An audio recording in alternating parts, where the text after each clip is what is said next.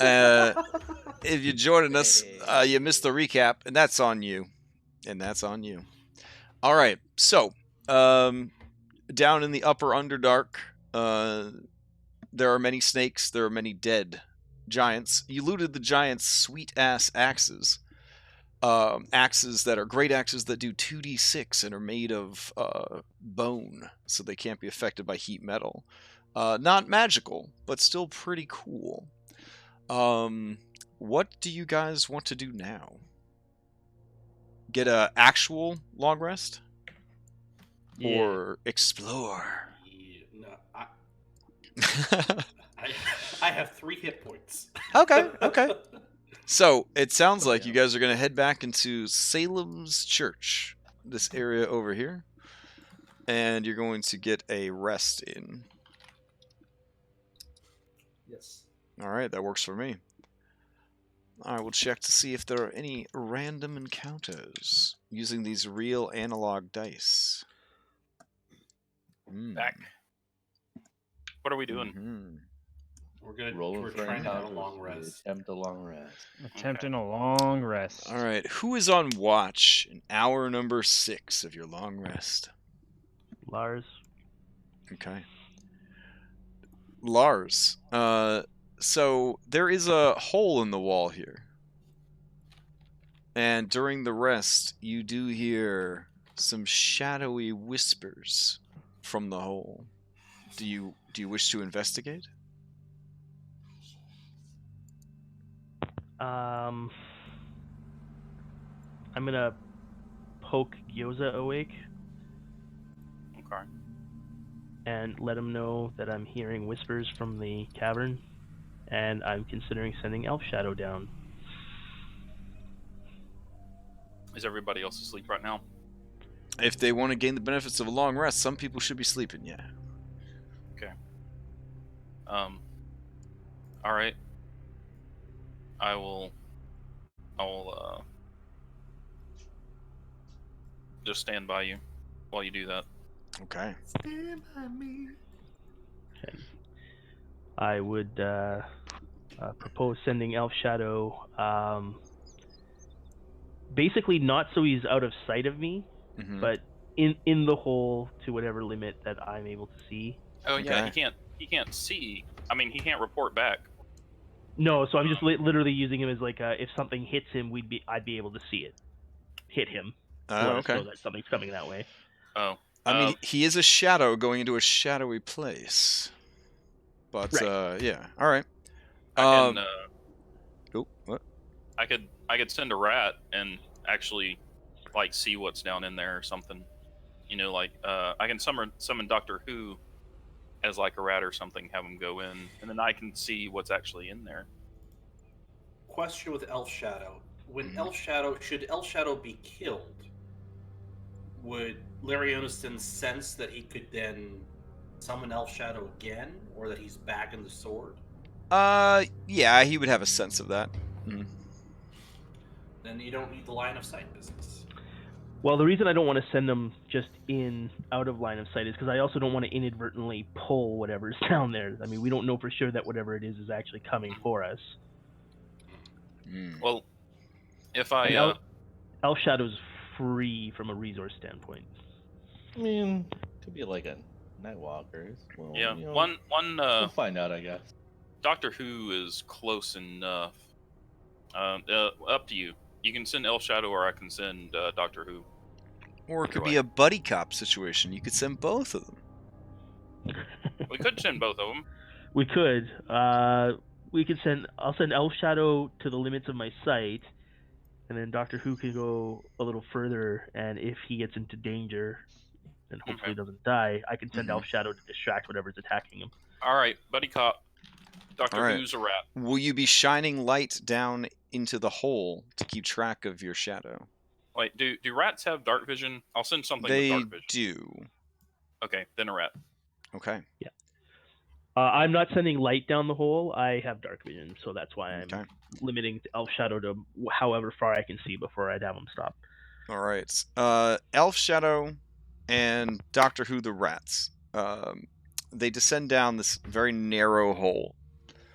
it winds and twists, and eventually they would both be out of sight. Okay. It is like a very narrow sort of lava chute. Okay. I'm putting my vision into Doctor Who. Okay. It is a dark tunnel. As you continue going and going and going. Let's see. I should probably assign you this rat miniature real quick. Lars, I don't see anything. It just keeps going. Hmm. Do I hear anything? You hear that sort of cold, creepy kind of. Okay. You realize now that it's not a whispering so much as just like a slurping kind of sound. Oh. That's disturbing. All right, so you should have access to the rat's character sheet. The rat, according to D&D, who is not kind to animals, does not have a climb speed. So go ahead and give me a dexterity check with the rat as it continues exploring this tube. Okay. Okay. Looking for it. Okay, found it.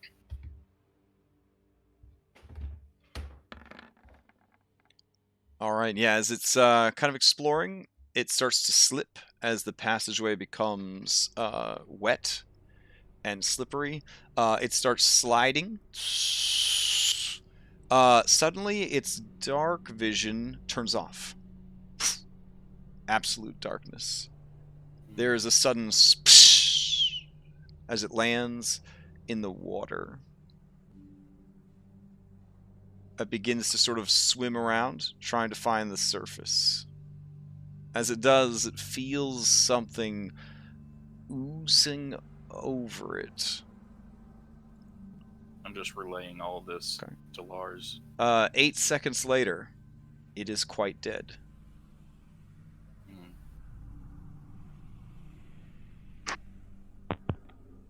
That is very disturbing.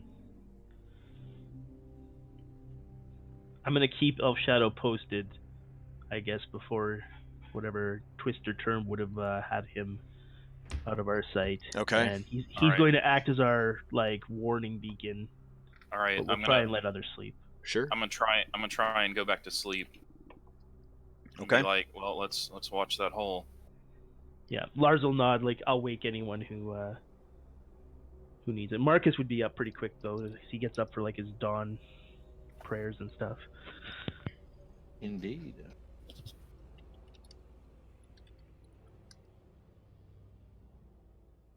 Okay.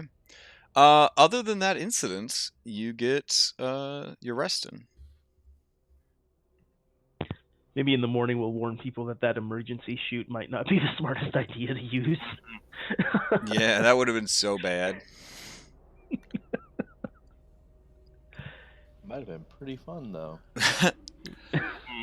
All right, so you gain the benefits of a long rest. You recover half your total hit dice, and you recover all of your hit points and your spell slots and any abilities that recover on that sort of thing. By now, it is definitely dawn, so if you have things that recharge at dawn, that would have happened. Egan has one chocolate in his box of chocolates. Let's put that out there.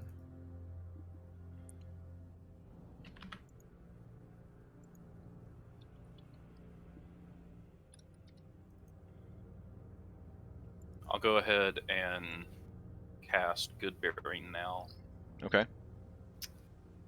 Start handing them out.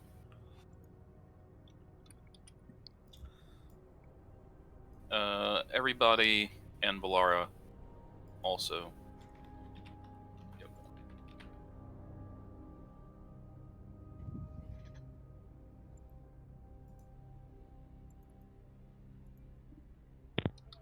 So, are we gonna get back up? Oh, should we scout the cave trolls' den? Yeah. Yeah, we should. It's Absentively. Rhino Rock doesn't seem to be attracted to any of these crystals or gems over here, does he? Like anything that kind of gets What, him, that he might want to eat or something? or attuned to. If I know what that means as Egan. Oh, you mean like, do any of them seem like they would be worth? About 300 goldish. Yeah, like if you wanted to take like the entire thing with you, probably. That's Yeah, weird. but other than that, it is unfortunately just quartz crystal that has a bioluminescent lichen growing on it. All right, come on. You don't want that. You don't want that. Come with me. Yeah. All right. What? That's how he sounds. What? Actually, it says language is common. I'm assuming he doesn't speak though. He understands. He can only actually just say the syllables of his name. Oh, that's right. He's a bit of a Pokemon. Pokemon. That's right. Yeah. Marcus. Yeah, All but right. he can speak. He can Yes, speak go. speak his syllables of his name, but he can understand common. Marcus. Yes, Gyoza. You saved my life again. Thank you. Wait, I did? Yeah. Oh yeah, I did. Huh. And you no did it problem. without the wand. I think. Yeah. Oh, is this Just- an intervention? thing. Do we need intervention music, or is it going to be okay with the spooky cave? We'll stick with spooky cave music. Gyoza, Yeah. you're my ally. I think we've been through enough here. That speaks for itself. Go through hell and back for you, bud. Oh. Did you ever know that you're my hero and everything that I would like to be? All right. Wow. So during the long rest, Villara, the NPC that you dragged on this adventure, or maybe she volunteered, I can't remember. Yeah, she would have reverted back to her Yuanti form. And, the fever of having survived several deadly encounters would have eventually dragged Larionis away from his pseudo-reverie for some sweet lovins. So, I don't know if you're too embarrassed to do that in Gyoza's church, but... Salem's Church. Oh, yeah, Salem's church. Well, Gyoza's a druid, so the whole world is his church. It's very confusing. Speaking of which, during the long rest, Tadpole and Skippy, they do both snooze near their lord and savior, clutching their spears defensively. Salem, being the big cat he is, curls around them Okay. defensively. All right. They intend to continue traveling with you. Are you all right with that? Absolutely. Okay. Is Lars showing everyone that infection? That baby. That I don't know. I mean, it's Lars's business. I'm asking him. Lars, are you showing everyone the infection, or are you keeping it a secret? Lars forgot he had an infection, or at least his player certainly did. I definitely didn't forget. What's the deal with this thing? What's going on? Let me take another look. I believe at a medicine check yesterday didn't reveal much, but it has been a long rest now, so maybe some horrible stuff has finally happened. Let's find out. No, I got you. Let me roll that medicine check here. I'm ready to take another look and see if it's got any worse. I'm looking for stuff like, if it's a different color, maybe if it's grown, if anything looks like that of the sort. Oh, okay. Anything out of the ordinary. So, that's and if there's any effect on the surrounding tissue, I guess. Oh wow, you're throwing out doctor terms at me. Okay, all right. I mean, I do have a medical background. Oh wow. Okay. Man, hearing those medical terms, that made the DC go down. All right, let's see what we got. Right. 23. 23. Oh my. Okay. 27 if you allow guidance. He is horribly diseased. The site of the infection, all of the skin has become translucent and slimy. During the long rest, he recovered no hit points. Oh. Wait. Who didn't? Lars. Lars. Not surprising, he's dead. Yeah, so Lars, whatever HP you were at before the rest, you're still at that HP, because you did not recover anything, but you did lose the hit dice that you spent to try to heal yourself. Furthermore, you are unbelievably thirsty. You need water in a bad way. In fact, if not for the strong embrace of your friend, Valara, you probably would have succumbed to the desire for water and thrown yourself down that lava chute, knowing that there was water there. That is how desperately you need it. Valara has had to pour water over you from water skins to sort of soothe the burning pain that is now your entire stomach and abdomen. You guys can see his internal organs through his skin. Ooh, spooky. All right. Cool. Did Marcus has informed us that it is a disease? Oh Or at least- yeah. Yeah, I would definitely. In would I happen fact, to know what disease? Larianos, go ahead and give me a D12. 9. You took 9 points of acid damage before you and Valara realized that you did in fact have to stay moisturized. Egan will attempt a lay on hands to cure a possible disease. I would. Oh, if you want to do that, that's. Okay. Is that something you can do? That is a paladin thing. Yeah, I don't know if it Oh. will do that disease, but I can sacrifice 5 points of lay on hands to attempt, and will do so. I mean, I just prepared a lesser restoration here, but you know what? If you can do that without casting spells, sure, go ahead. I've got lesser restoration too. You don't have to pair it up. Okay, I'll attempt it to save a spell then. Let me try it. Yeah. All right.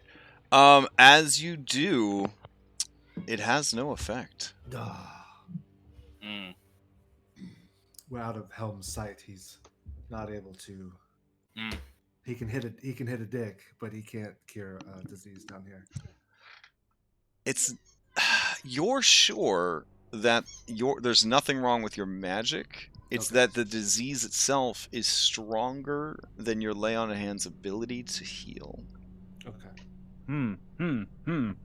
Yeah. I'll Salem go ahead and. Is gonna try. Oh. What's going on?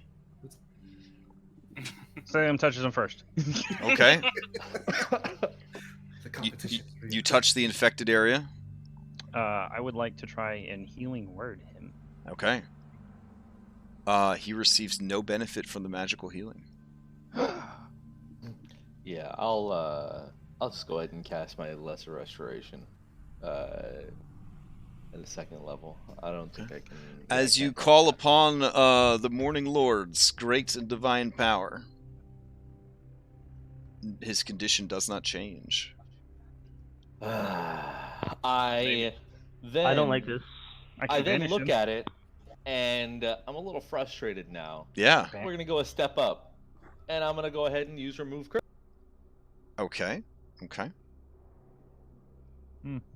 All right. As you call forth the third circle of divine magic, and cast remove curse, it does nothing except consume your spell slot. Larionis, you can feel the skin of your abdomen drying out, and you can feel the threatening pain of that acid damage creeping in along the edges of your skin. Do we know that his lady friend was pouring water on him? Oh yeah, she's not a quiet woman. So She explained the situation, but she's Salem also will- explained she's out of water. Salem will pull out his own water flask from his many pockets and just like kind of pour it over his head. Okay. Okay. Well, I think this situation just got a time limit. We got to get back to the surface. I definitely got rid of my water skin when I stopped needing to drink, so Hmm. I regret my decision. Yeah, like she could barf unlimited amounts of poison on you, but I don't know if that would count as water for these purposes. All All right, let's start moving.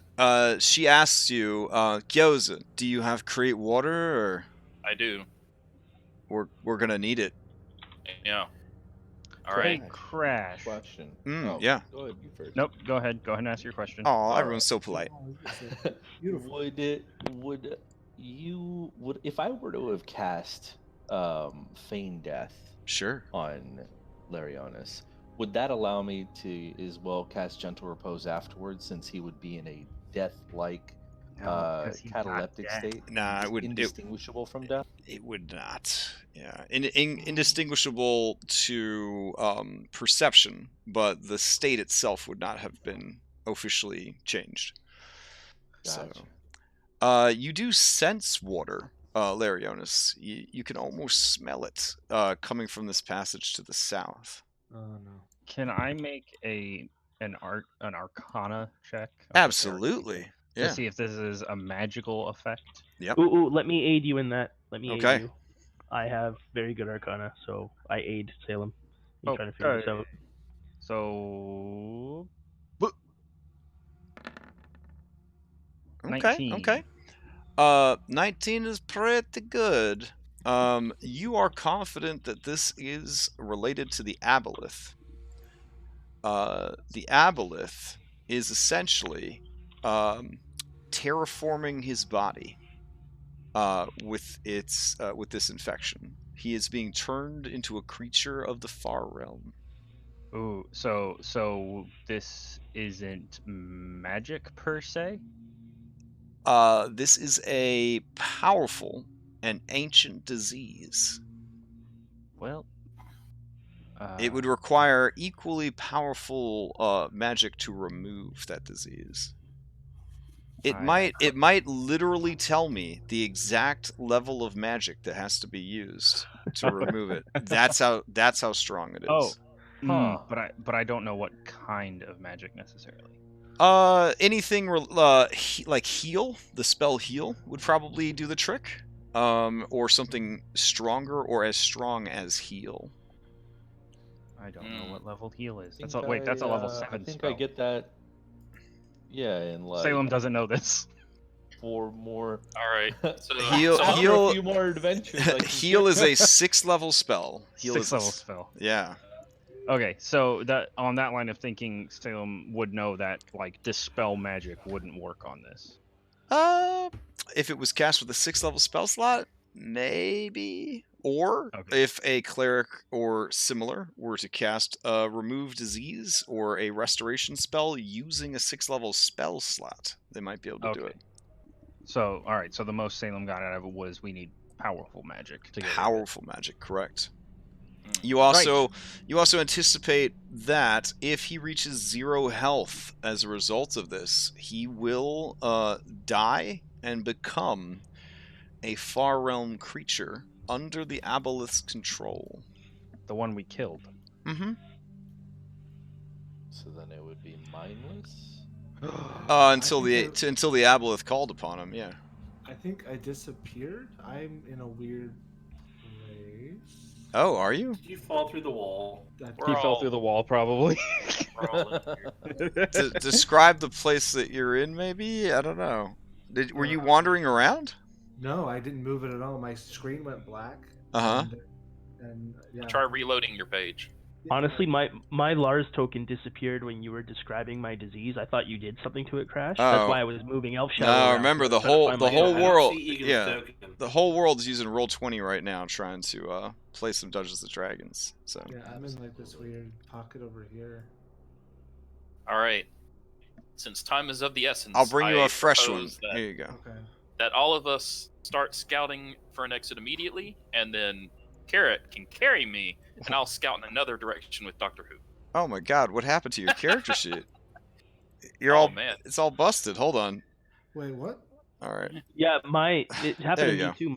Oh, freaking Like out. my photo actually was Yeah, like that's not scary. loading. I had to reload my photo on my character sheet, and Yeah. All right. it was all So- kinds of craziness. So you're gonna keep going, but you need to keep Larionis moist. Mm. Okay. I will. What's this business? I'm carrying somebody? I was just making a joke. No. I was saying. Well, Carrick, if you carry him, then I could just keep pouring water on his tummy. His little elf baby tummy. No, he was gonna carry Gyoza, so Gyoza can go into his animal form and scout a different direction. Oh. Lars is determinedly heading south towards where he senses water. He's heading towards water. There is a precipice here, an ominous precipice. That's dangerous. Is it? I'm sorry. It's super dangerous. Sorry, go ahead. It's super dangerous. Yeah, there is a precipice here. It is stepped, and then it is just a drop into darkness. I don't want water that badly. Down below, you can smell the water there, Jonas. This doesn't look like the right way. Yep. It's a dead end. Let's turn around. Nope. I bits down into the abyss and then listens to see if he hears it. Oh, give me a perception check. Yeah, wouldn't stares down into the abyss and it stares back. You hear some slurping sounds from down below. No slurping, please. Let's go back. Something's alive down there. The temperature, Karak, is significantly colder down there as well. Does Lars turn around? Yeah, it looks like he has control of himself. Yeah. Yeah. It's. I'm gonna suggest we try and find where the cave troll was, and then get just the heck up. Okay. We know there's lots of water up. Lars, 10 minutes has passed. You are gonna need some water real fast, or you're gonna start dying up in here. Yeah, here you go. Well, yeah, I've got a bag full of water. Here you go.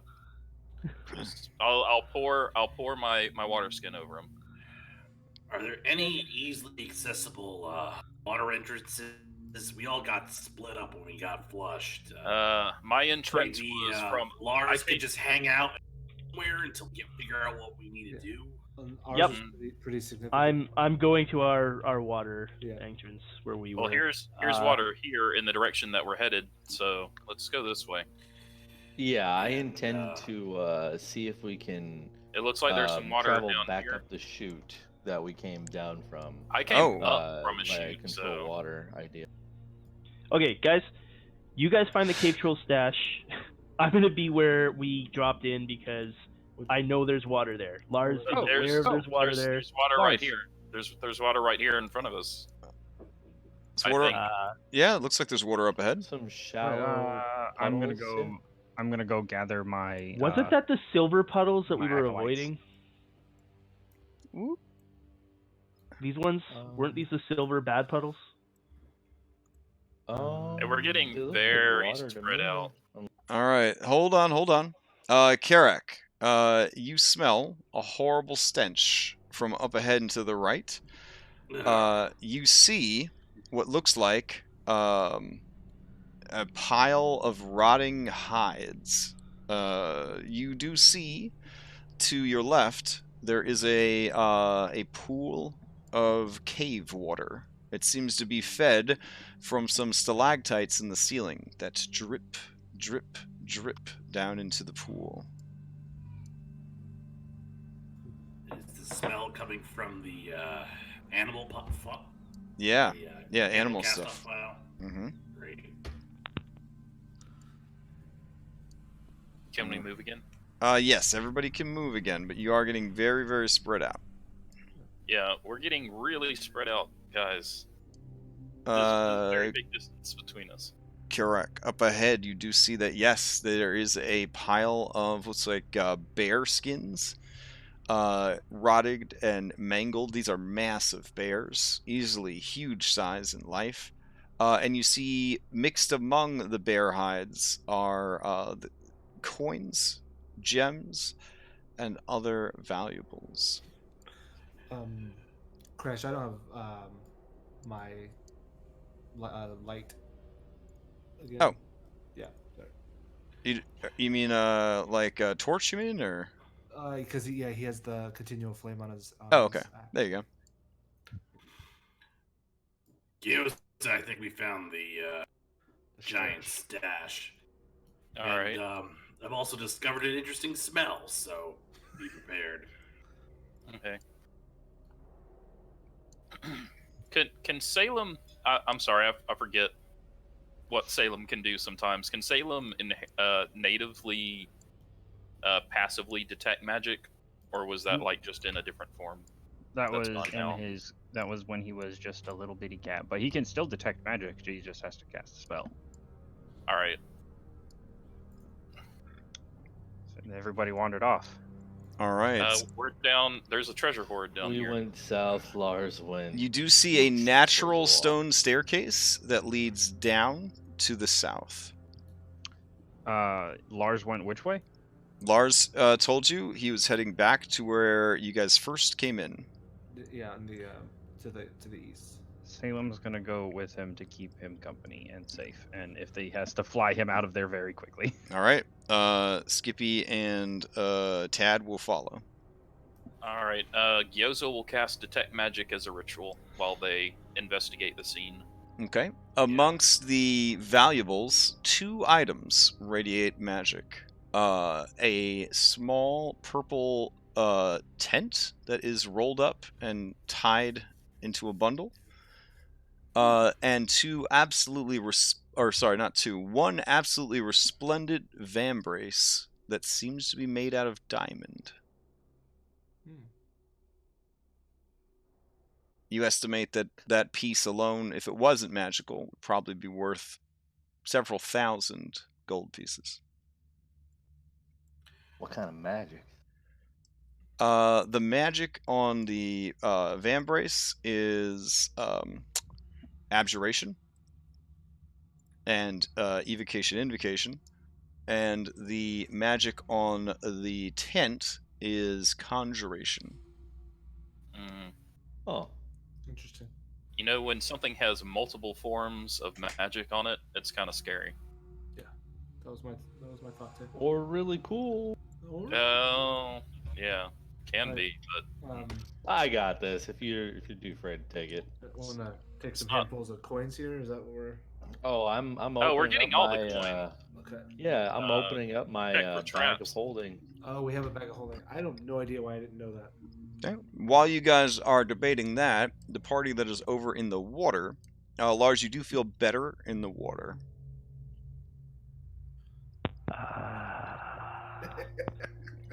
In fact, this feels like where you should spend the rest of your existence. Oh. Yep, sure does. I ain't moving. All right. The pain is gone, and you feel like here everything will be okay. We have water. Everything We have water up on the be surface. alright. In your heart, you know that your master is gone, but not forever. Kind of weird. I don't remember having a master, but that feels right somehow. Yeah. All right. Tad and Skippy are happy. They jump back in the water to get rehydrated. They're all dried out.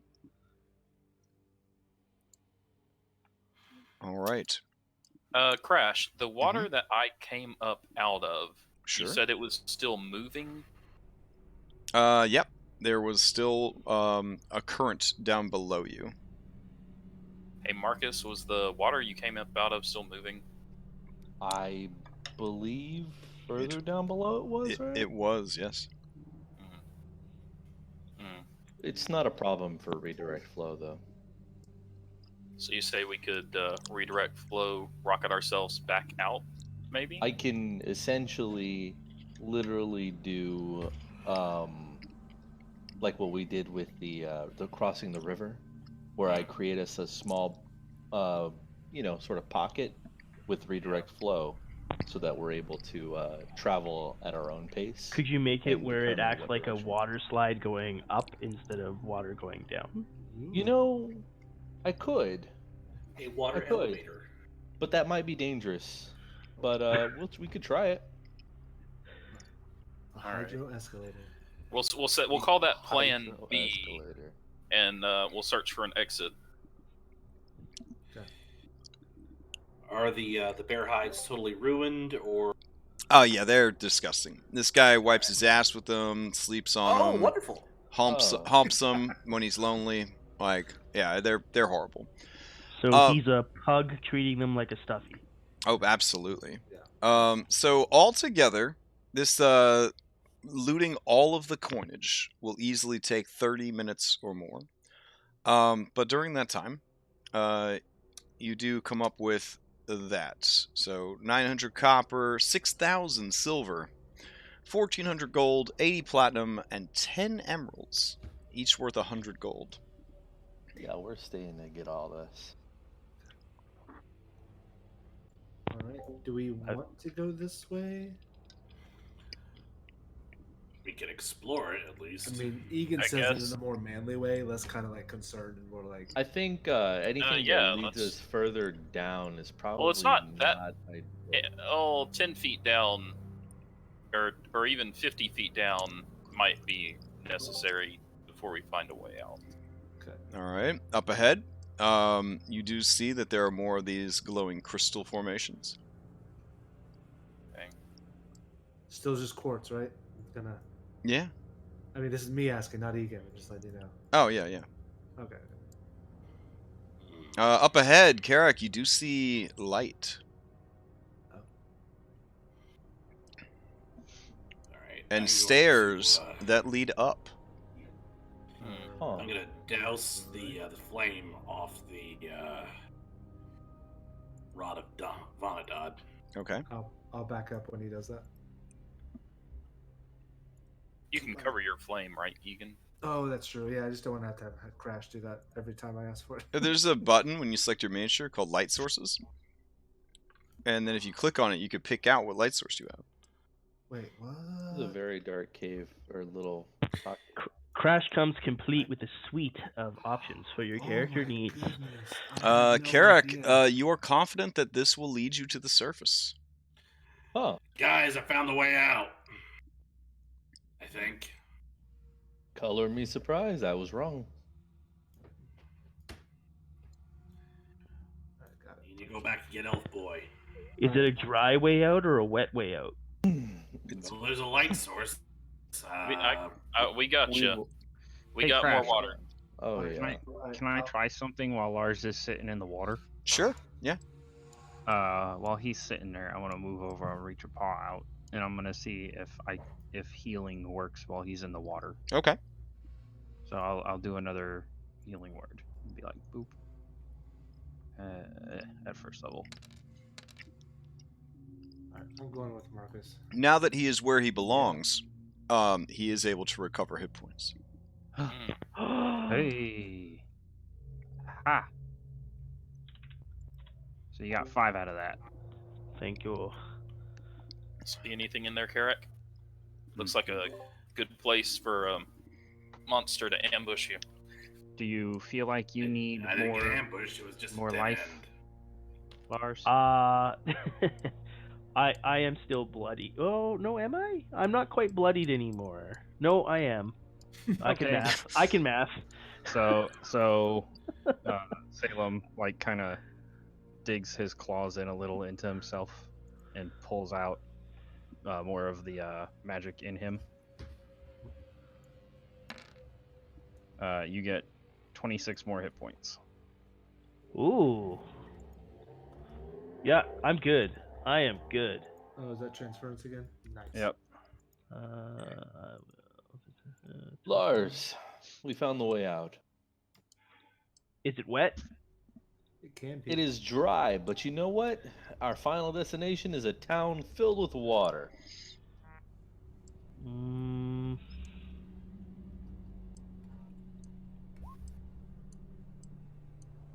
I just shake my head. Oh, wait, is that against my persuasion? Because, I mean... Because I mean, we can I'm still ready to look go at you and down be that like, road. no. Do we? Do you You know guys? what, Marcus? I trust you. And if you tell me that you are taking me to more water, let's make it quick. Lars is gonna Safer do water. that. Lars is gonna say, "Point me the way," and he's gonna rogue dash. Oh my god. Oh. Tad, I'm actually gonna excitedly, describe it to you. is going to pick up his net from earlier. He thought he had lost it. Aw, it's so cute. Yeah, I'll describe it to you. To the west, go south at the eggs, that big mess, towards the giant's little hole. Keep going south, All the smell. and then you'll find a large exit, and we'll be right behind. And So- daylight. Barring any craziness, should be just hero stack. Oh yeah, at this point, unless you want to 5-star these caverns, let's just take you guys out of here. If I Before we wasn't go, convinced, I I would would be like all to, over that. Yeah. I would like to firebomb those eggs before we leave. Oh, if that's okay. possible. Fair. Yeah. Fair. Yeah.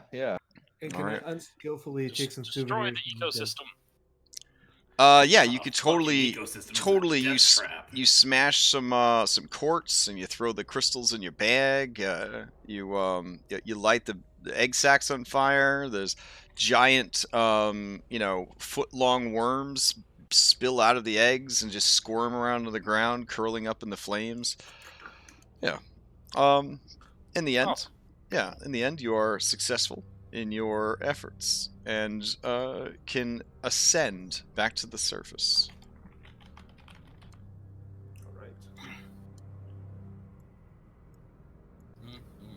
So, you come back to the surface in some low foothills. I will take you back to your starting page.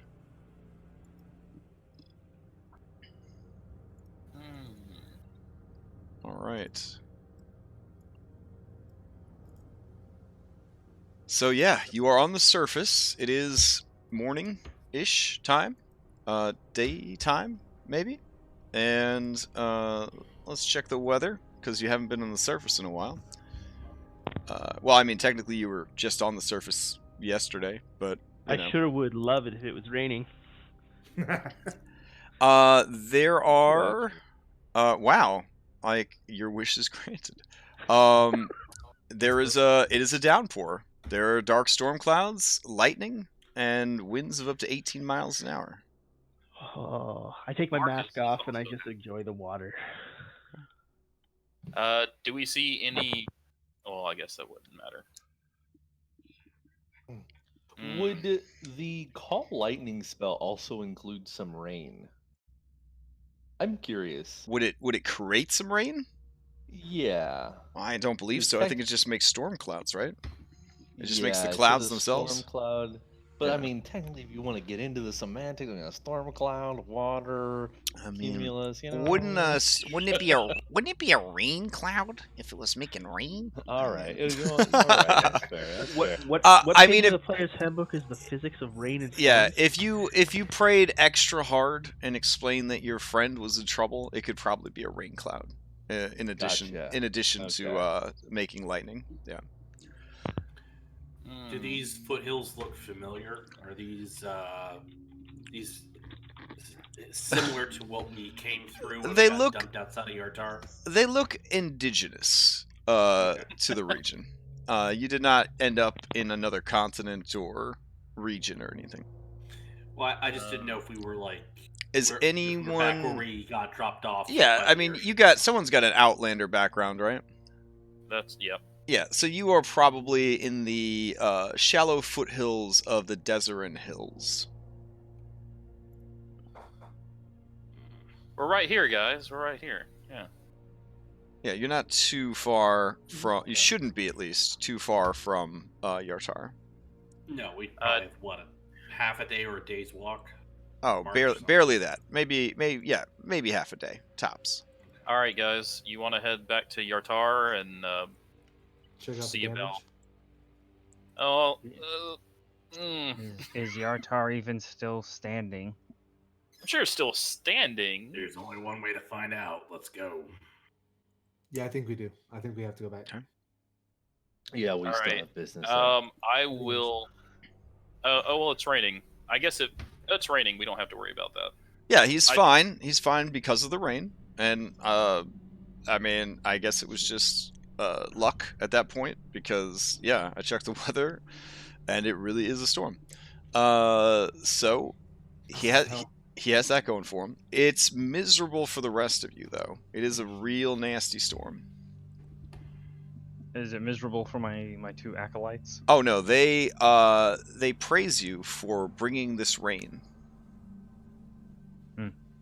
They know that this was your doing, as a reward for how well they did down below. I pat their heads. Okay. They let out guppy, gulpy type noises of joy, and purr a little bit. That's a little odd. Yeah. Huh.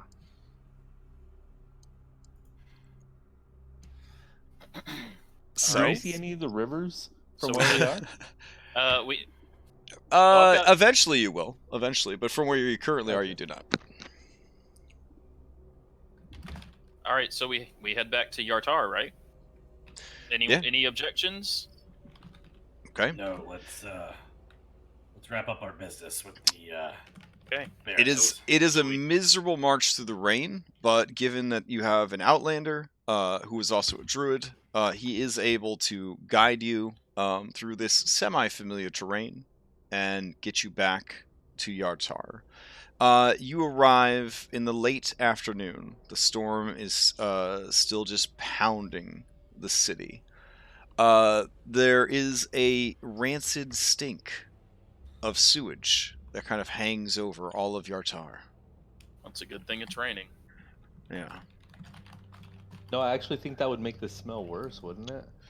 Because the methane in the water particles in the air and all that jazz. I don't know. Yeah, real humidity. It's stanky. Well, Yeah. The rain would technically Keep washing it away. keep the Hopefully. falling rain would Hopefully. bring down particles. Yeah, so. but it's pretty bad. The still people, smell the them. general feel of the town is that they don't understand what happened. And asking on the street, you find out that there was a minor earthquake of some sort, and a chunk of the city actually kind of collapsed into the river and sort of sank to the bottom. Ooh, yeah. Marcus visibly kind of flinches at the sight. Marcus, Ooh. I think it's for the greater good if we don't mention what happened. Ooh. Oh no.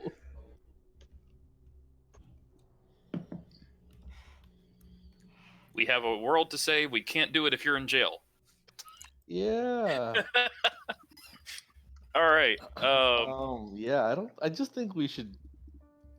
Oh, actually, I think we should either, because it'd come across a little bit fishy if we didn't say anything at all.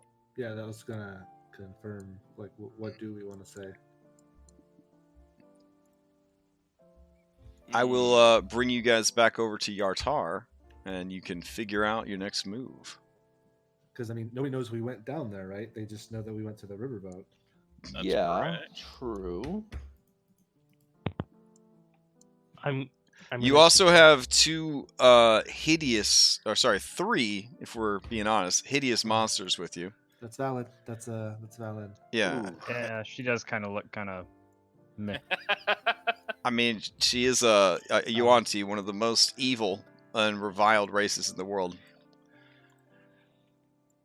Your Stewardin has definitely proven that does not have to hold true. That's true. That's why she's allowed in town. That's why she's allowed in town. But I will say these are the only two Kuotoas in town. Yeah. Yeah. Yeah, and they're just looking around like two country bumpkins in New York City. They're just pointing at everything, just like. I'm gonna find. Guys, are we doing anything? The subtitles are "Who knew a human city could smell so good?" Guys, are we doing anything? You were trying to find a cure for Lars. We're trying to. Okay. yeah, we're You have doing to a few report things. back to the Baroness. Okay. We We have got to a few find a cure things. for Lars. Do we want We to gotta get that sword. We gotta get that sword. Do we want to? I'm gonna go find the blacksmith while you guys do that. A blacksmith. Okay. He's gonna get armor for his little guys. Maybe someone should go with him because he's a. Egan will go with sailing. Cause I'm a what? Gyoza. A large creature. Nice. Good save. Good save. I'd say you're a Jeremy liability, but Crawford that's just Lars me. too. creature. I don't know if I should feel how conflicted I should feel about all of this. He was calling me a large You're- creature. He really likes you. Oh, okay. You are rather large. That's true. You got some nice Yeah, muscles. So it kind of all like those- pokes you in the yeah. arm. This is gonna go great. Man, you literally stole my thunder there. Yeah, Who did? you did. I was gonna I did. squeeze his biceps. Oh. You've been working out. All right, hold on. He grabbed Egan's arm and put it in front of Marcus. Go ahead. Squeeze. Smallest bicep squeeze between my pinky, or no, between my index and thumb. Why do you squeeze it that way? All right. Like, That's on nobility, was it? So, fortunately, the most of the damage that took place was lower income housing. So, like, oh, thank God. yeah. So there was that. All right. So you go off. A manticore and his 2 fishmen are going to go off in the city during a time of crisis by themselves. Am I understanding that correctly? Egan's going with. Oh, Egan's going with them. Okay. Yes. Yeah, that's what we were. That was the whole muscle ceiling thing. That I know is- it got a little. I'll tell Egan. I thought that was our if- normal weekly fantasy feel Banter? each other's muscles thing. I didn't want to interrupt. All right. So the 4 of you head off to go armor shopping, I'm assuming. Yes. Okay. Yeah, there was a Yeah. question from Larionis, Yeah. the fish dude. Yeah, so I decided to roll another wisdom save to see where I would seek out first, and with that roll, I'm gonna do this, and it's gonna be in the chat. Got Oh, a gambling addiction. all right. You dive into the canals, and gosh, does it feel good? It feels so good. When the But I'm not gonna when be the trying to master swim away, returns, I'm just you'll be in. ready. You'll be ready. Yeah.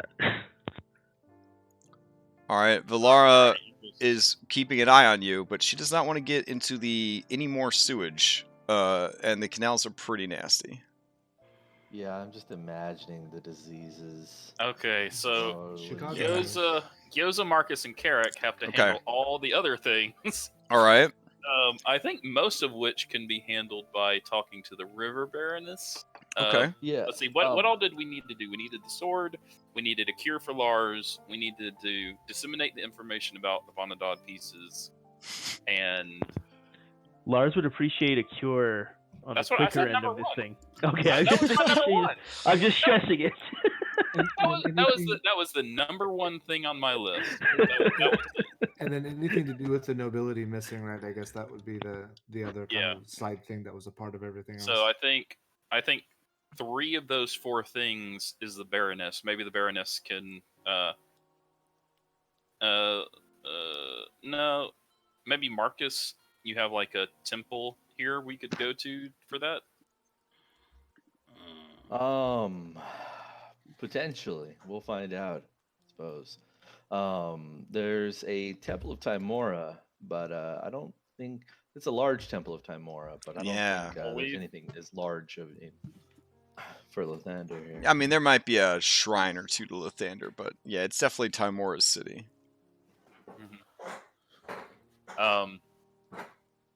There wouldn't happen to be a temple to Selune here then.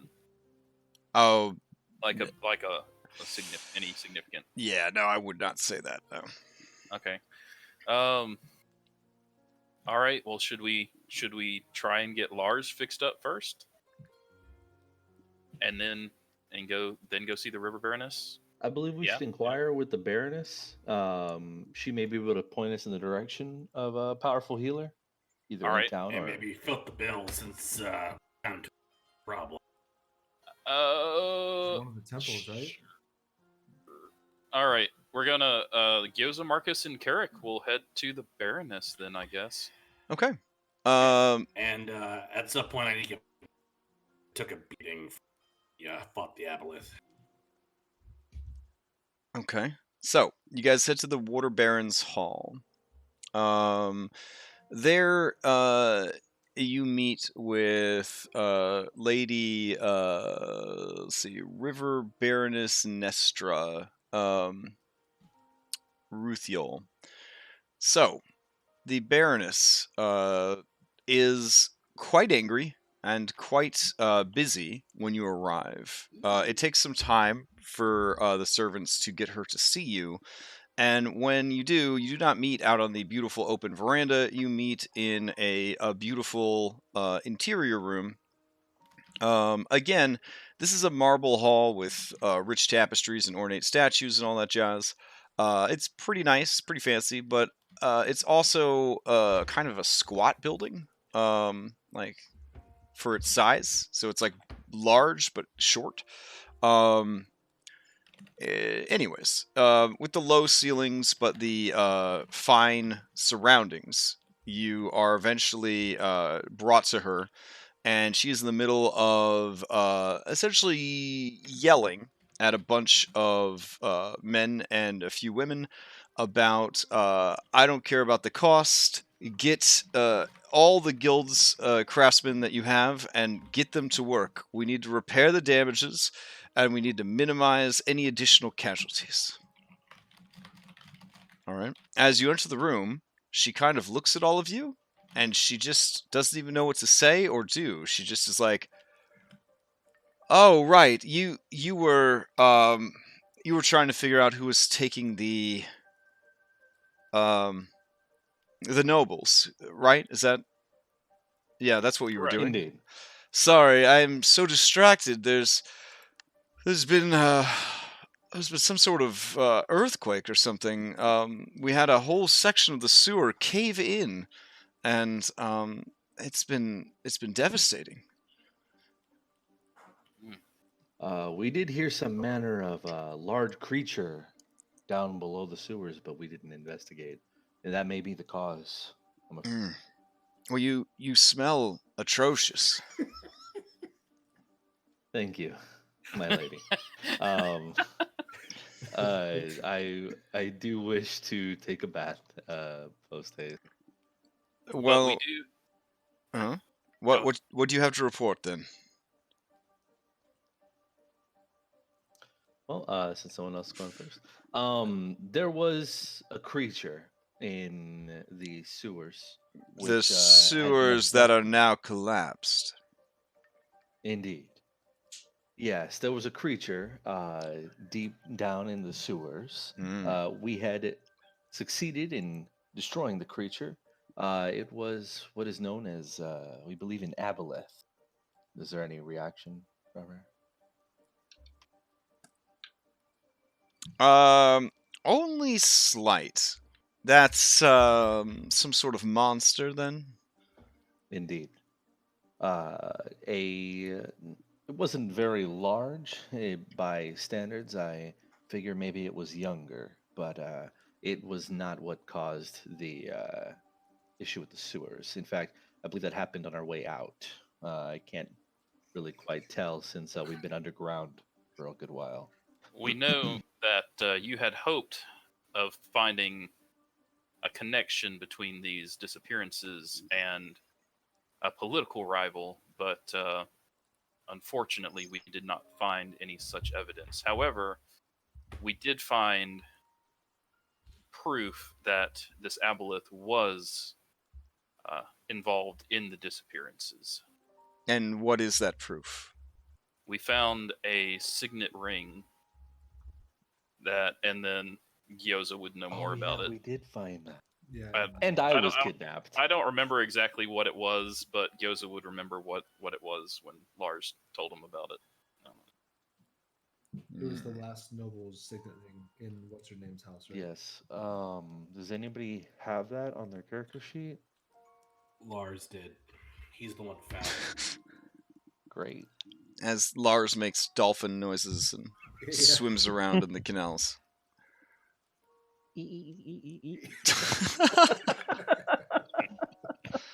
It seems that we have an injured compatriot that has it with him. We can bring it. We can bring it. Where is nearby. this injured compatriot? He's last Under I the saw care him, of an old friend that he Uh-huh. met when we were investigating down at last he night. seems to have been severely diseased by the aboleth. That's our next objective, is to find some healing for him. Now, she has sort of motioned with her hand, and you do hear armored guards sort of moving to the exits. You hear, the sound of armored footsteps kind of coming towards the room that you're in. And she says, "So I am to believe that a monster was for some reason interested in kidnapping nobles, and somehow was doing this without any aid from any of my political rivals. The creature lived in the sewers, and you defeated the creature in the sewers. The only evidence you have that the creature was involved is a missing signet ring that you don't currently have to show me. And then the sewers collapsed in on themselves. But you are pretty sure you had nothing to do with that. Am I following along correctly?" Indeed, that is what we are saying.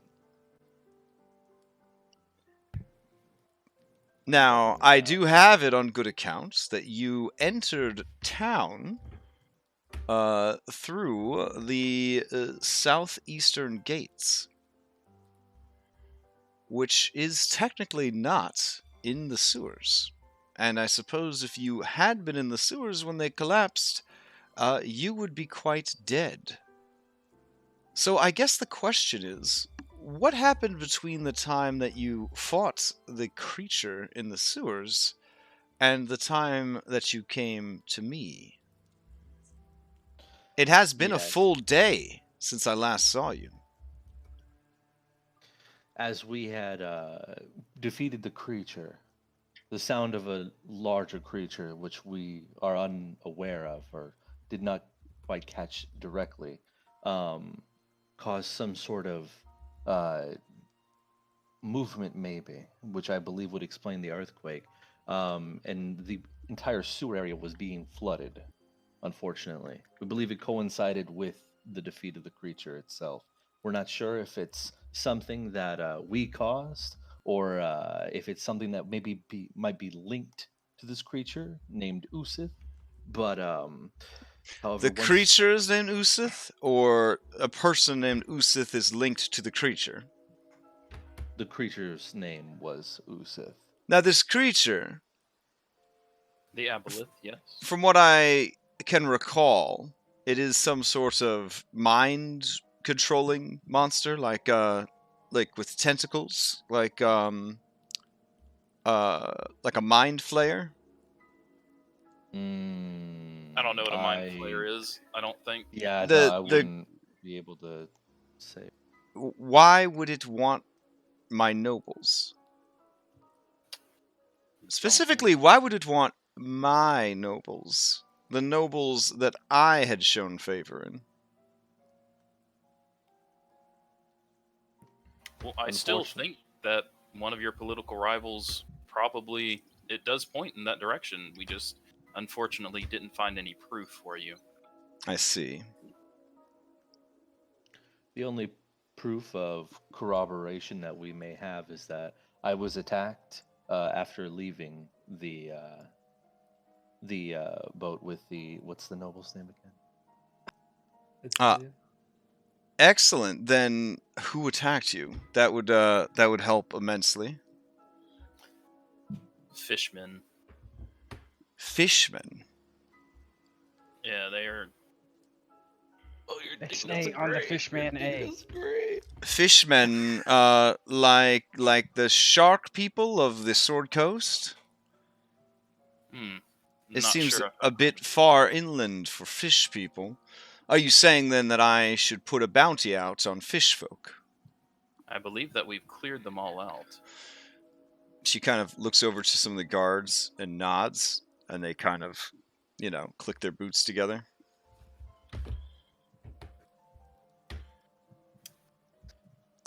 So, my nobles were being stolen by fish folk working for a mysterious monster in the sewers. That when it died, it somehow collapsed all the sewers in a manner that did not affect you.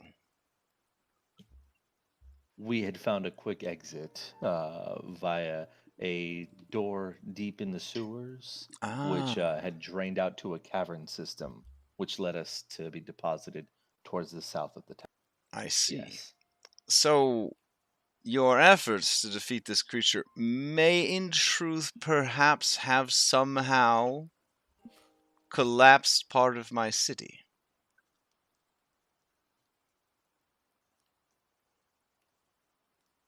Perhaps. There may be some link. I feel someone may attempt to divine, perhaps. I feel that you have definitely outlasted your usefulness. So, before you panic and try to fight your way out of here, I will not be killing you today. You are very strong and very powerful, and I do not want you as an enemy, and I certainly do not want to die here by putting you in a situation that is fight or flight. But I will be abstaining from any grandiose payment I had considered beyond the acquisition of Zymorven's blade, which I will have for you before sunset, and you can retrieve it at the western gate of the city that leads to Tribord Trail, at which point you and the Sword Saints will be banished from Yartar.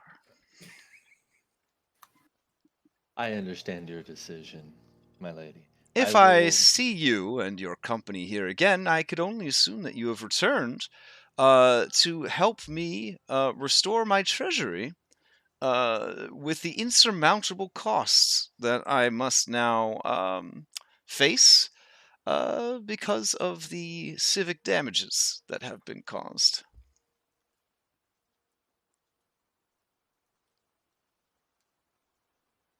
Excellent. Indeed. All right. I look Have a forward to that. wonderful day. And sunset at the western gate. Your sword will be waiting for you.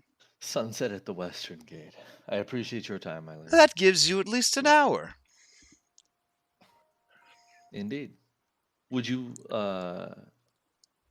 prefer us to retrieve the signet ring? My apologies on being unprepared. Certainly. Why don't you bring it to the exchange and hand it over when you are given the sword? It will be done. And our business is concluded then. Swimmingly. All right. We'll be off. Okay. So you guys head out. While this is happening, Babysitter Egan? Oh, what? Ooh. As we leave, I'll say to the River Baroness, since we're being banned from your city anyway, maybe you should have Lady Italia's house searched. Just in case. It helps you. Dobbs, did you hear that name? Go and check it out.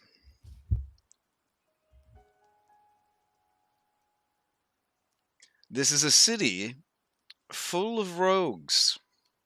I am no stranger to having facts shadowed during conversations, but I feel that in this we have communicated quite clearly everything that each side needs to know. So, thank you for your service. Good day. All right. You guys head back into the city. While that's going on, Skippy, Tadpole, Salem, and their human babysitter. The city is trying its best. It's crappy weather, so not a lot of people are out. It smells horrible, so most of the windows are closed. So most people don't pay you any mind. You do occasionally see squads of guards running up to kill Salem and Tadpole and Skippy. At which point, what do you do, Egan? I constantly tell them to Oh, stop before no. before they even get there. I'm like, whoa, hold on. Oh, Salem is doing his best to walk on to his hind legs like people. Oh, Okay, yeah. jeez. Oh, Okay. Jesus Christ. As you do, Skippy and Tadpole clap excitedly and make Murloc sounds, pointing at your sudden and unexpected evolution.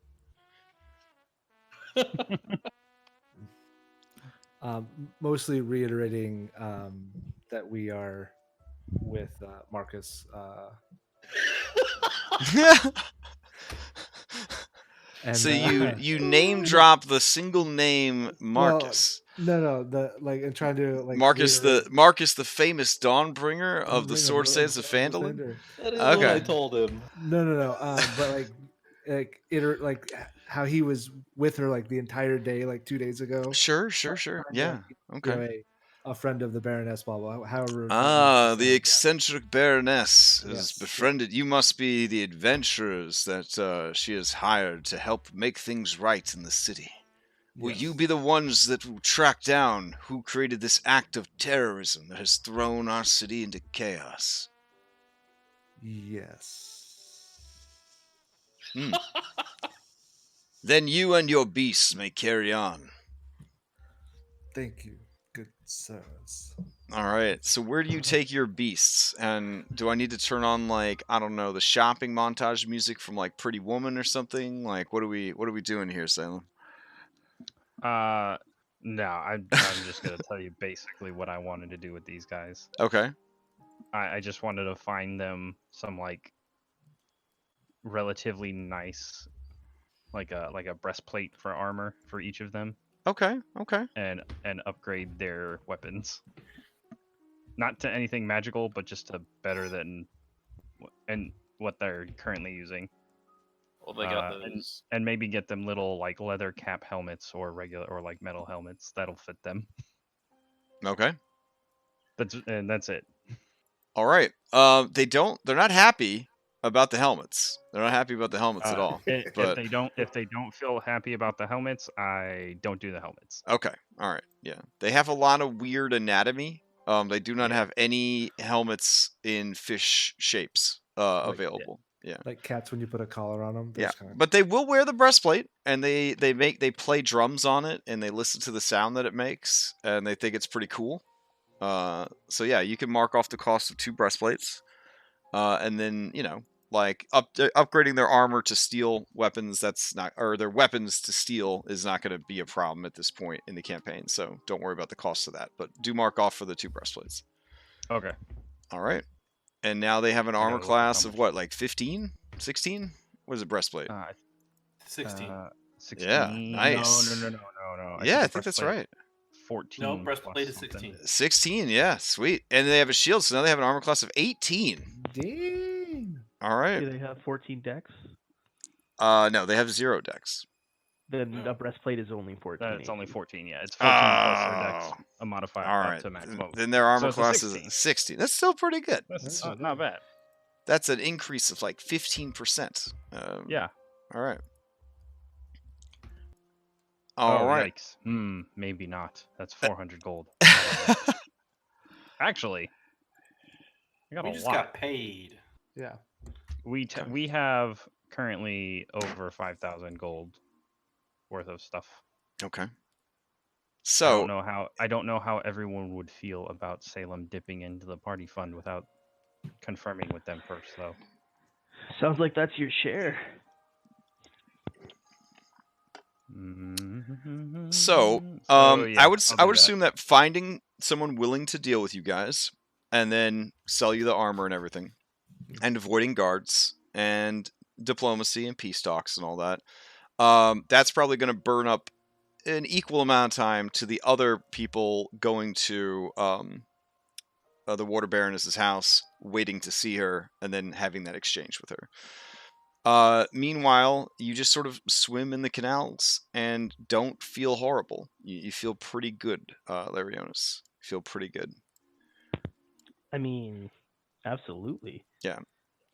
So Valara says, yeah, so whatever's wrong with your stomach, I don't know, is it like contagious? Because we kind of like started to hook up last night before you started screaming in agony because you were burning to death from like dryness. Like, do I have to get like tested or something? Or Ha. No. The master will care for all. oh, we're doing that. Okay, so I just want you to know that it has been great to see you again. And I hope that whatever you pursue, your master, your new life as a fish, I hope it's full of joy. He's like holding his hands out of the shit-stained water. He's like, Yeah. "Baby, you don't gotta go." Yeah, I'm gonna bounce. So maybe we'll see each other again. But good luck. Good luck with everything you do. He just starts like doing a backstroke. Okay. All right. Through serendipity, the party does manage to find each other with maybe 30 minutes left till sunset. What is your last minute mad rush to get done in this town before you must leave? You were basically on opposite sides of this canal, the one featured in this picture, with Larionis down in the canal, just floating on his back, occasionally splashing water onto his rain-soaked belly. The rain pounds down. So what do you guys do?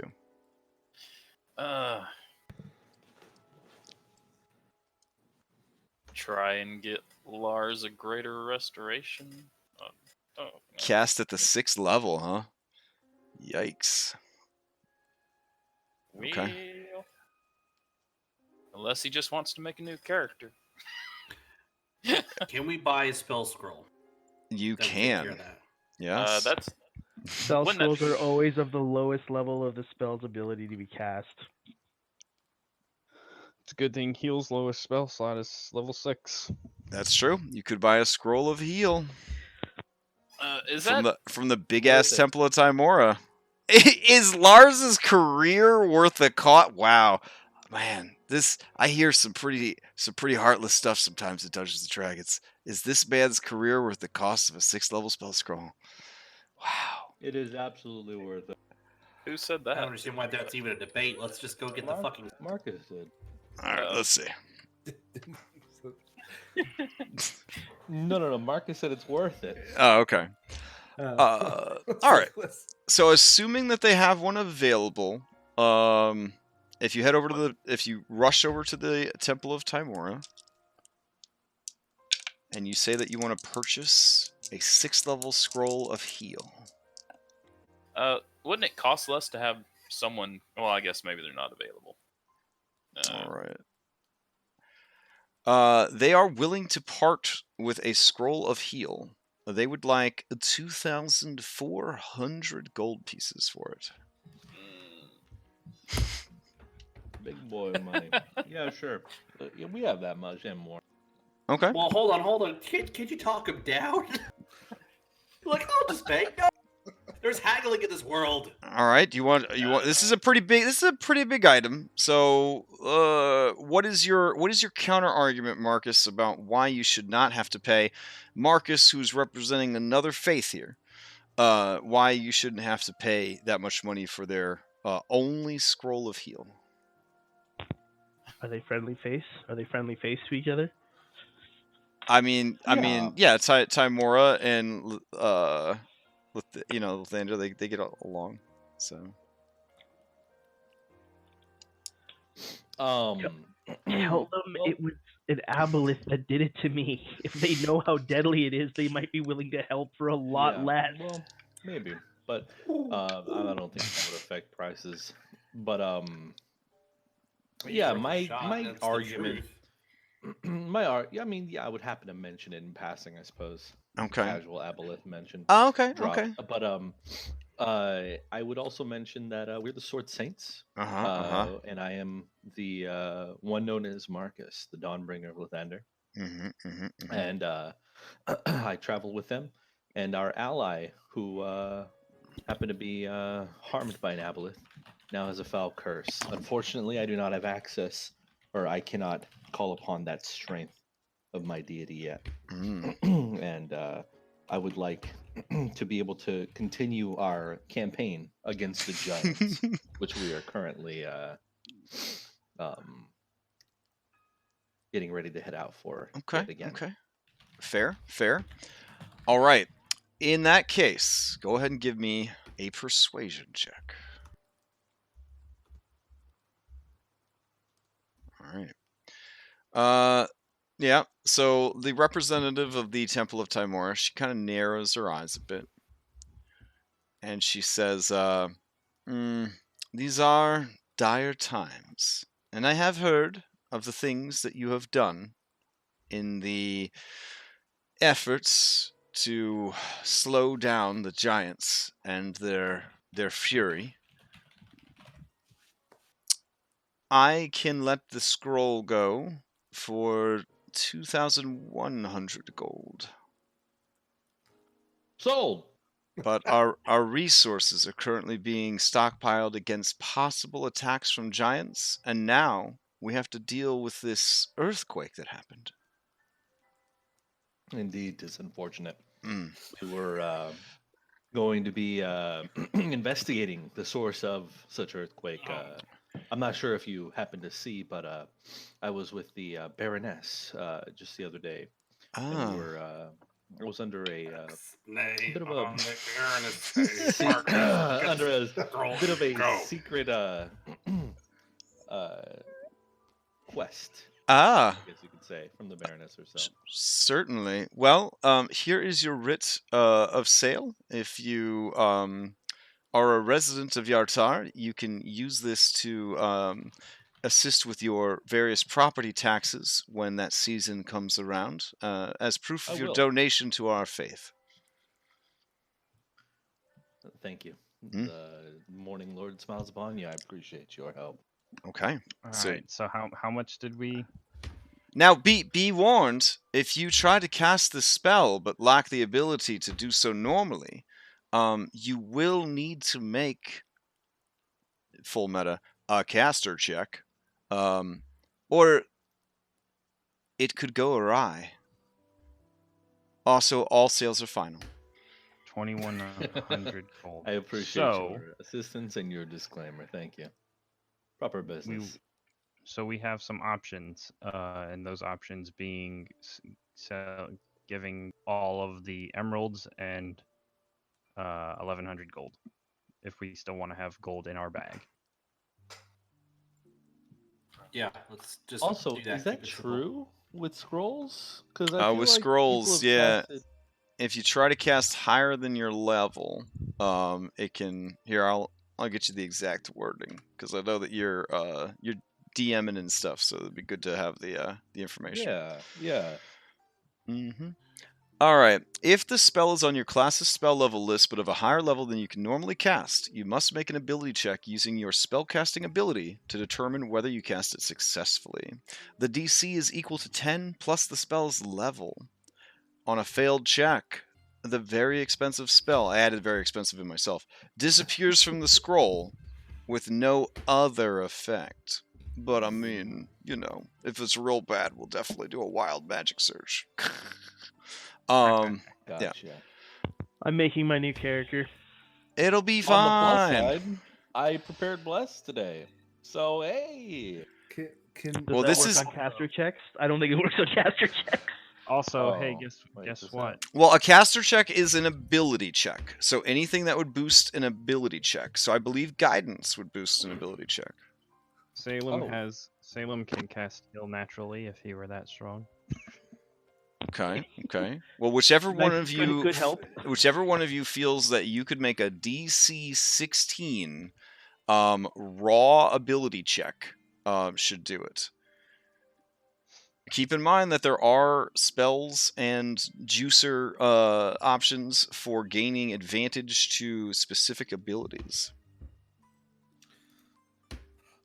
Oh, Well, I feel like I'm pretty wise. I look at What's Yep. if we were talking about numbers like on a scale of 1 to 5, what do you think you're at? I can probably about a 3 out of 5. Oh, okay. terms So of you and wiseness. I are about on the same level. Well, like except I'm a little more charismatic. Gyoza's got a 4 out of 5. Okay. Do you have access to Huh. heal eventually? He is a 1-level life cleric. Oh, technically you do. Yeah. That 1 level of life cleric would do it. And if we As if long we as can, he went life cleric enough. if we can keep Lars hydrated long enough, I also have enhanced ability to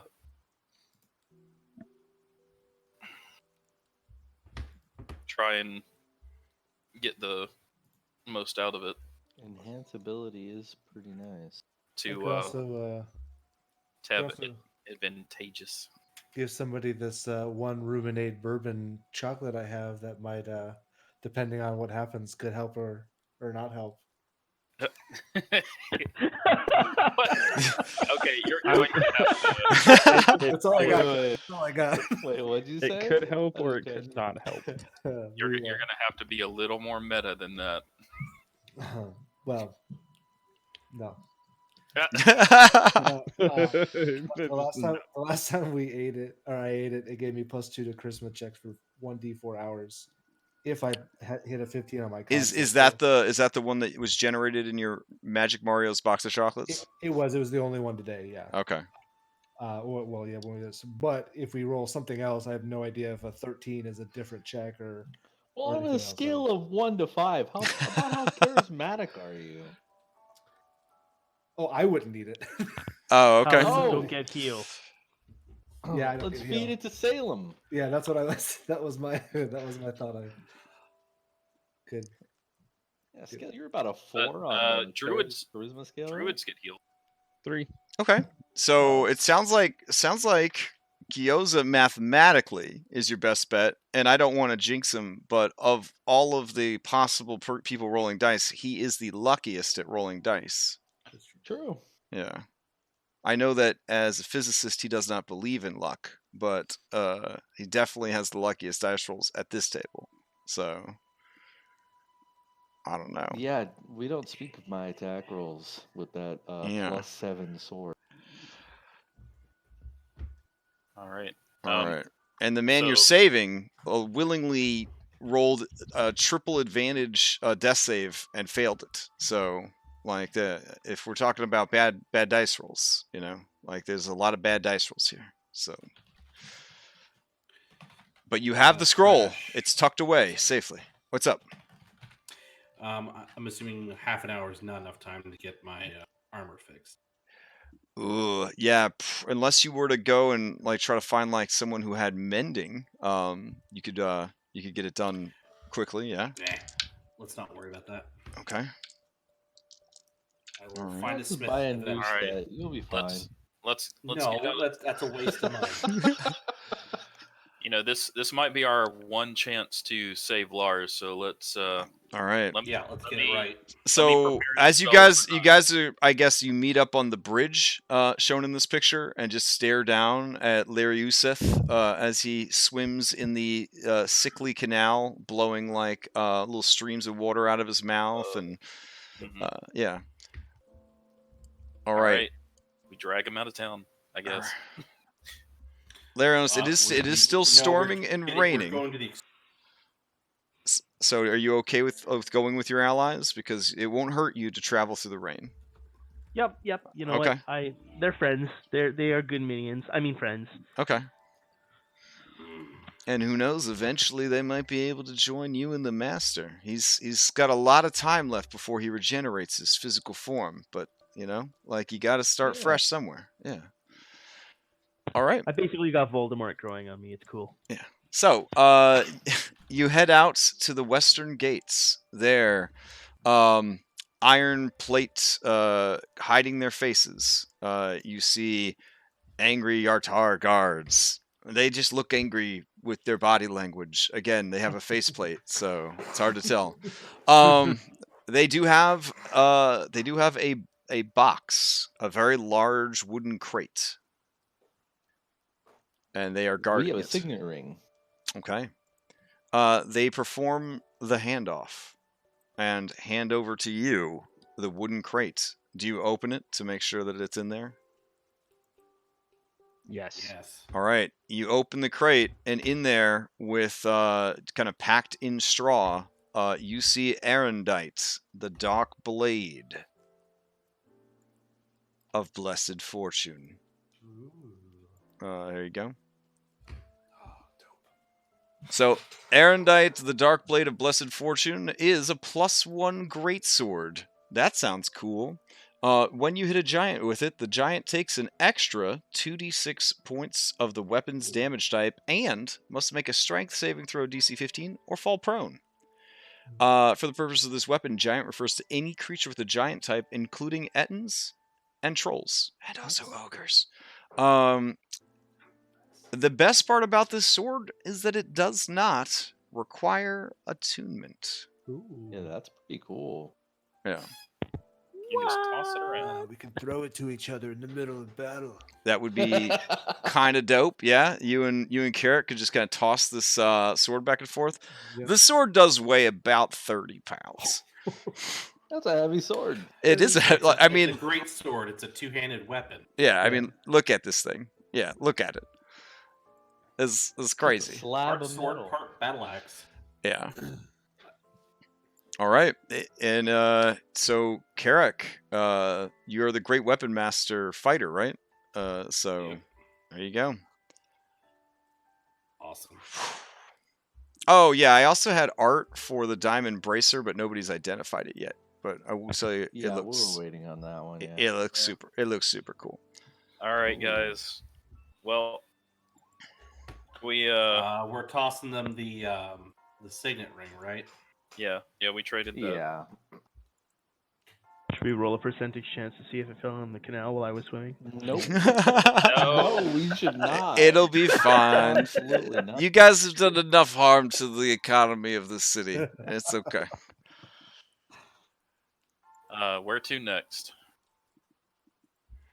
There you go. That's the diamond vambrace. Yeah, that That is is- cool looking. Oh, I kind of no. want to try that if that's heavy arm. I think that's a thing that we should get identified and then see where it goes. It does Wait, not. It does not count as any particular type of armor. It is an armor augment. It's got Interesting. 3 types of magic on it. All Oh, right. looks pretty Where? cool. Where? are we Well, heading? it's got 2 because invocation evocation is the same school. So Oh, sorry. yeah, I yeah. have no idea. Wait, Can wait. we, So we're can we so please hold on. We're rest just holding somewhere on to and this. heal me? We're just sitting here and not doing anything with it. No, we will do something with it we as can soon as we get out of town. Yeah, we can identify it during a rest, and then you guys can heal me. Oh, can Salem identify it? No, but I can heal Lars. Oh, I thought we were going to wait for me to Well, cast. Either enhance way, ability. unless you plan to sneak back into the Oh, city, I'm sorry. it is nighttime and you are outside of Yartar. So I I thought will you meant he took damage from something again. Oh, no. No, it's still raining. So you are cast out of Yartar, in the rain, in the storm. You stand at the road that leads to Tribor, the Tribor Trail. So we're healing Lars. Now or Yes. later? As soon as we get out of town, we find a place to camp for now. We're Gyoza, you are the Outlander. Go ahead and give me a survival with advantage to see if you can find a nice shelter to hole up for the night. All right. Yeah. So most of the area is kind of flat riverbanks and plains, but you do sort of travel a bit before you finally find sort of a like a tree fall that has kind of through natural erosion and stuff like that. There is just a little bit of a den there. You believe that an animal, probably a dire wolverine, um, at one time used this as a lair, but is no longer using it.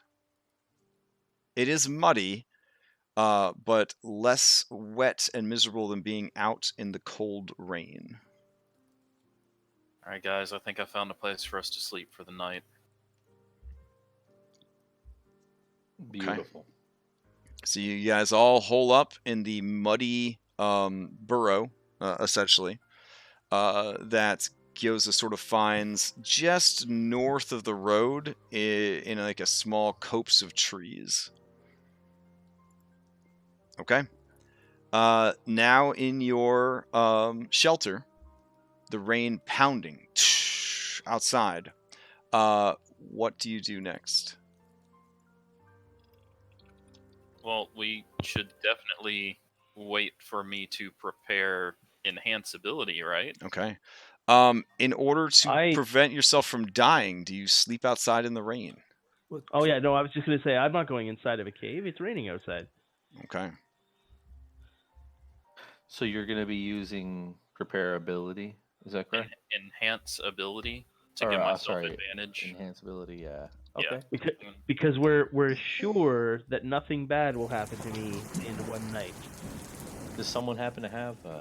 Oh, sorry, I activated Groovy 2 there, so there should be some storms going on now. Yeah. Totally slipped my mind.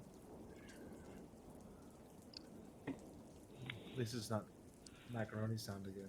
Yeah. Yeah.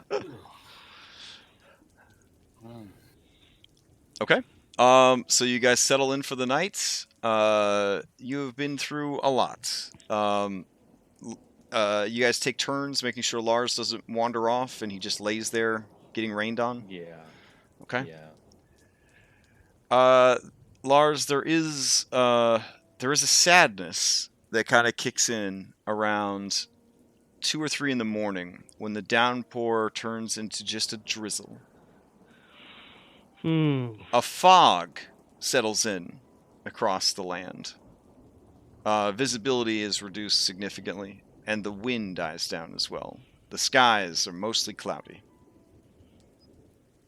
Can I feel the nearest water source? At this current location, you cannot. But the drizzle is enough that if you lay there with your stomach exposed, and all of your squirmy insides completely visible through your now transparent skin and flesh and muscle, like a baby tadpole, I guess. Yeah, you can. You're fine as long as you just keep your belly wet. Absolutely, what I do.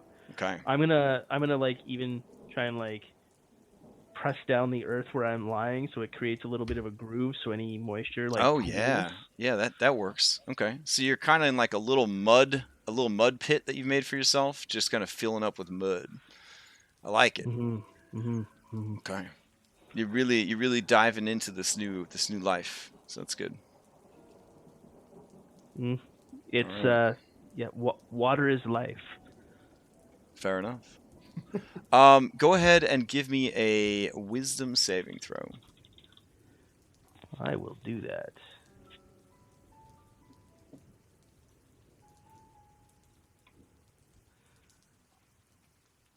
$13. Okay. The infection begins to spread to other parts of your body. It is now your chest. It is now your chest. You can see your lungs not doing anything, which is super disturbing. Your heart occasionally remembering to pump.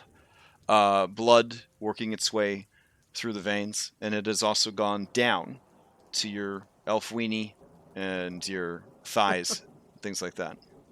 You mean you misspoke when you said the infection. You meant the blessing. Yes. Oh, yes, sorry. Yes. Yeah. Mhm. All right.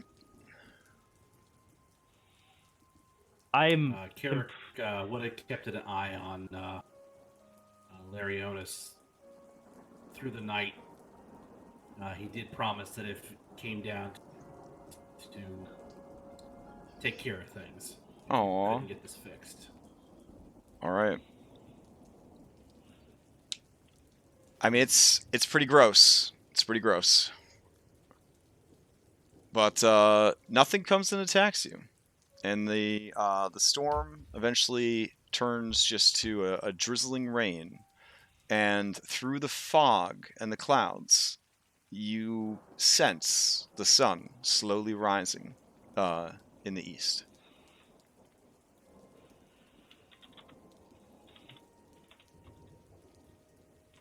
All right. Wonderful. You guys gain the benefits of a long rest. Everyone can regain hit points if they need them, except for Lariusith. But I'm in water now. Oh, you are. So I guess you could. Well, you're not submerged though. That's okay. I'm only Yeah. missing 2 at this point. So. Yeah. Okay. All right. I'll wake up and prepare. Okay. Oh, I no longer have. I have a hazelnut crunch now. Okay. I think in light of the situation, I'm going to drop my persuasion and I'm going to grab survival. That will Okay. make me better able to find water for myself. Truth. All right. In that case, Gyoza, you wake and you pray to Selune for the guidance needed for the task at hand. Okay. This is a big roll here. It's a big roll. So what ability are you enhancing with magical juicing? Wisdom. I'm giving All right. myself Owl's wisdom. All right. Are you we also? confirm bless does not work on this? This is a guidance. Yeah, guidance. Okay. Oh yeah, I don't have that. Okay. Guidance can't be cast on this because he's concentrating on its enhancing ability. Right. Oh But gosh. don't worry, I can cast guidance. There you go. All right. Hey. So you were guiding him with the Morning Lord's blessing. Hey, that 1 point can make a difference. So with a +5, you get to roll 2 d20s, and you do need to get an 11 or higher, or the scroll is consumed, and he is not cured. Okay. All right. I'm just gonna roll it twice real fast. At a +5. He gets bring to home. Oh no! To the oh my god! I should have cast it! I should have... No! All right. As you cast the spell, the scroll flares up in blue fire, and you see his body start to be covered with a blue light, and then you lose control of the magic, and it just fizzles away. The scroll crumbles to ashes. 2,100 gold down the drain. That's what you're irritated by? Now, here's the thing. If you are intent on journeying to the northwest to deal with the frost giants, you will pass a number of large cities on your way there. You could stop at one of these larger cities and try and negotiate a powerful spellcaster's assistance with this. The nearest very large city is Neverwinter, where this whole thing started.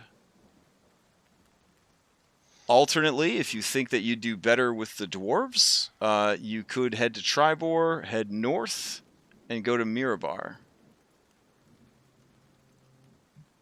Alternately, Gyoza could try and reach out to his order and see if one of the more powerful druids is willing to provide assistance.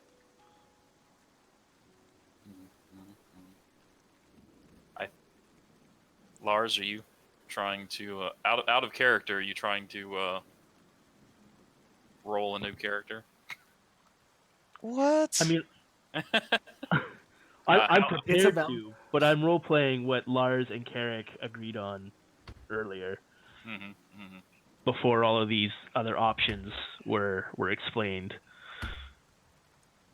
Because at this point, Lars is like, what, 65, 70% water thing? Yeah, but you still have most of your mind. That's the important part. You just, you have a condition. You have a skin condition. You just got to stay moist every 10 minutes. Oh my god! Nobody. Oh. Why is create fire a cantrip, but create water is a friggin' spell? Well, shape water is a spell. Like, you could grab a 5-foot cube of river water, just bring it with you. You guys could also try to hit up a town and maybe buy like a barrel and put you in a barrel, and then they could just sort of wield, keep the barrel. You're like a mermaid now. Yeah. A translucent mermaid. Yeah. Yeah. I, for one, welcome our merman ally. I mean, we did deal with Marcus as a hideous, like, giant cursed thingy for like a month. Yeah, exactly. Yeah. Oh wow. Yeah, you posted that mermaid. Okay. Oh, you just saw that? Yeah, I just saw that. Yeah. That's kind of your baseline mantra at this point. Now you don't have to worry. You don't have to worry about this Usith causing you any problems because he's gone for a while. I don't believe he'll be coming back anytime within the scope of this campaign. Oh wait. Okay. Actually. Hold on, let me roll some dice. All right, let me mark that on my calendar. Never mind. Okay. So, Crash, do you want to jump into secret meeting for a sec? Sure. I have questions. Yes. Hello. Oh, this is hilarious. Sorry, in 25 years, this is the first time that an aboleth sting has not been treated immediately. So, yeah. No, this is honestly. And in awesome. the sun game, everybody made their saves who got hit by the aboleth, so that didn't come up. And then in previous editions of D&D, like it was a little. I want to say it was a little bit easier to cure, but after the onset. In earlier editions, you could only remove it with a wish spell or a limited wish. Which now it's any 6th level heal or equivalent. So you could cast like restoration using a 6th level spell slot kind of thing. Right. Yeah. Okay. No. Okay. And I'm not manipulating the weather to benefit you. Like it legitimately is downpour and drizzle, but bad news. The next rain is not for another 1, 2, 3, 4, 5 more days. Wonderful.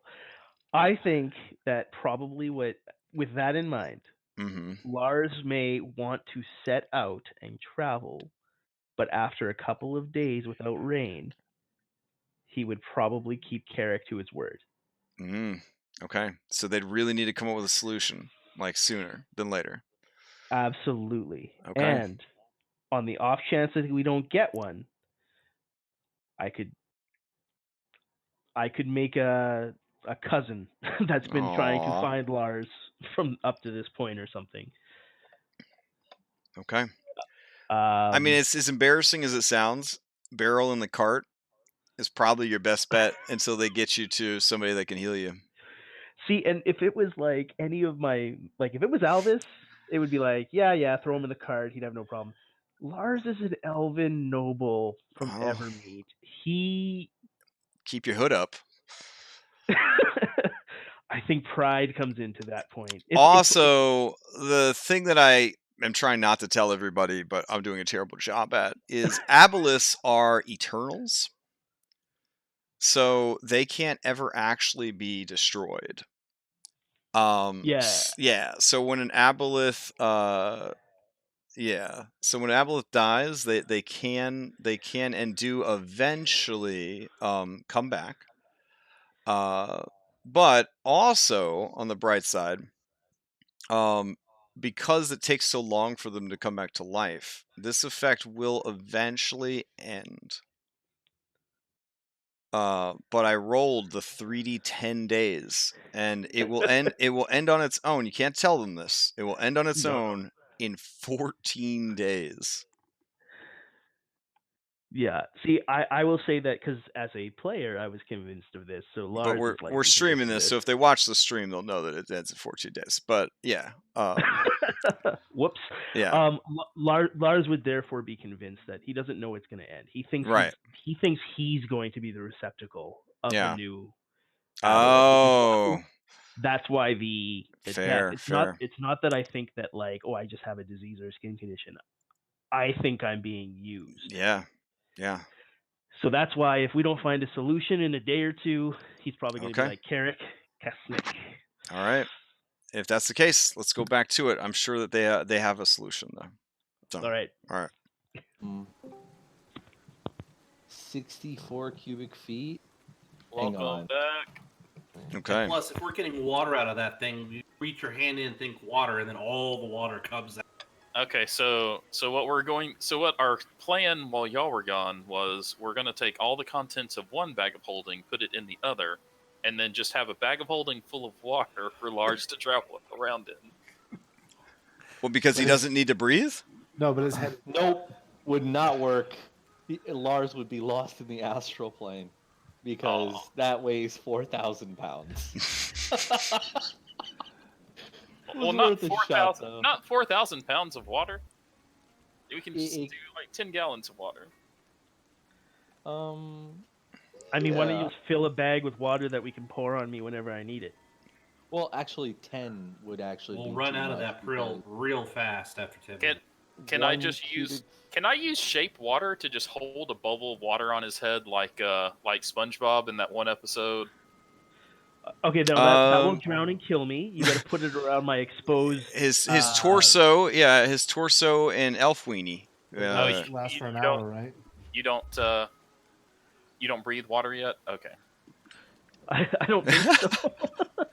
Oh wait, but I really don't need to breathe. That's right. I don't need to breathe, so it wouldn't drown me. Okay. So you're going to use control water to make him a water suit? Yeah, it says you can cause the water to form into simple shapes and animate at your direction for an hour with the cantrip. Well, shape water. Yeah, water, the cantrip.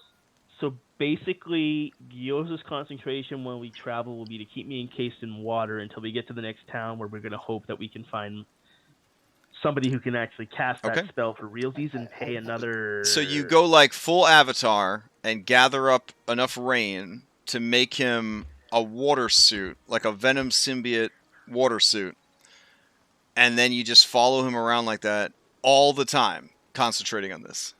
And actually, while he's doing that, Rhino goes, Rhino, and then does the exact same thing because he can shape water. Oh, okay. So working in shifts, Gyoza, you can, as long as you and Rhino are working in shifts, this will prevent you from worrying about having to roll constitution checks for exhaustion. Because I would say that constantly concentrating on a spell like that all the time would eventually wear you down. But if you can if Rhino can shoulder some of the burden, it should be okay. I'll spend 20 minutes encouraging him and just letting him know, like, listen, we really need this. I'll find you some nice cheeses. We'll get this taken care of, but let's do this. Fair enough. Likes cheese? Anauroch? They loves cheese. All right. Wow. So your options here are many. You are in like the smack dab center of the map. So where do you go from here? Hey, what about the? Let's everyone agrees we're not going to go after the Vonadad pieces, right? So let's get this information out so someone other than the fire giants can get it. Okay.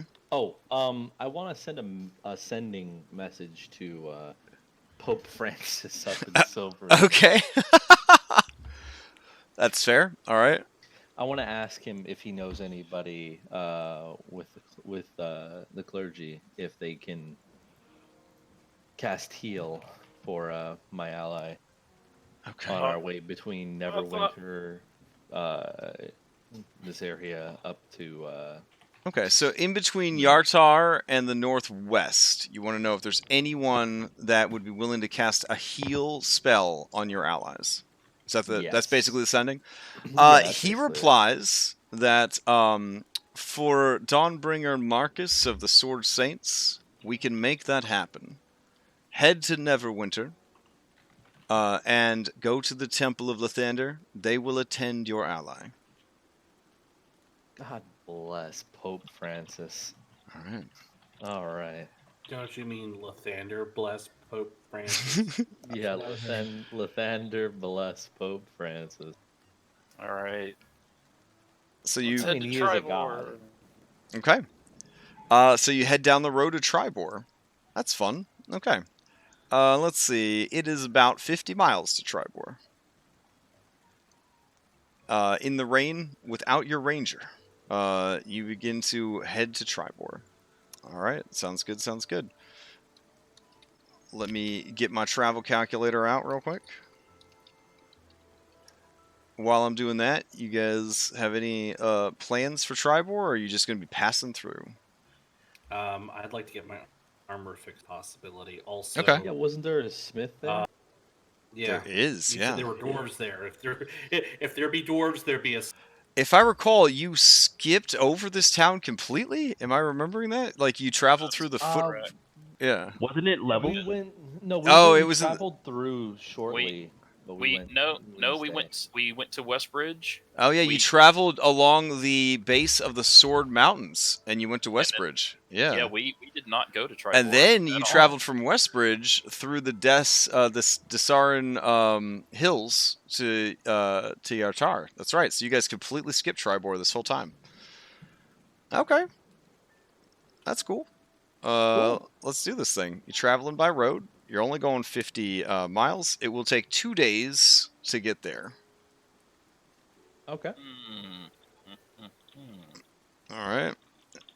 If it's not too much to ask, I would like Carrick's cut of. Well, I'm sorry, this is more directed at Salem. I'd like my cut of what we looted from killing the giant. I like how your accountant is a manticore. Yep. So, yeah. That's So, right. Yeah. If yeah, I have the money technically, so it's just in my bag. Do you guys want to force march more than 8 hours a day? Or do you want to move at a fast pace? Because you could get there sooner. If you went, let's see. All right. Whoa, dang. That's impressive. If you traveled for 12 hours at a fast pace, you would have to make 4 Constitution saves, but you could reach Tribor in a single day. If I conjure us some mounts for an hour, could we get like 10 miles knocked off of that? We would end up losing the fish people. Yeah. No, I've got they could be on mounts. You can have enough for them? I can make like 10 elk. Oh my god. Well then. All right. Yeah, If go for in it. that case, you would only need to make 1 Constitution save, and it would take 1 full day to get there. Yeah, let's do that instead. All right. So, give me that Constitution save. DC is 11. Oh, Marcus, it's too much for you. It's too much for you. Let's see. Your followers, Salem. With you beside them, they can do anything. Nat 20 and an 18. Egan, it's just so much. So much travel. So much rain. Yeah, Salem, no problem. No problem. Rhinorog, loving it. All right, I guess we just need to see Larionis. Sorry, distracted. What am I rolling here?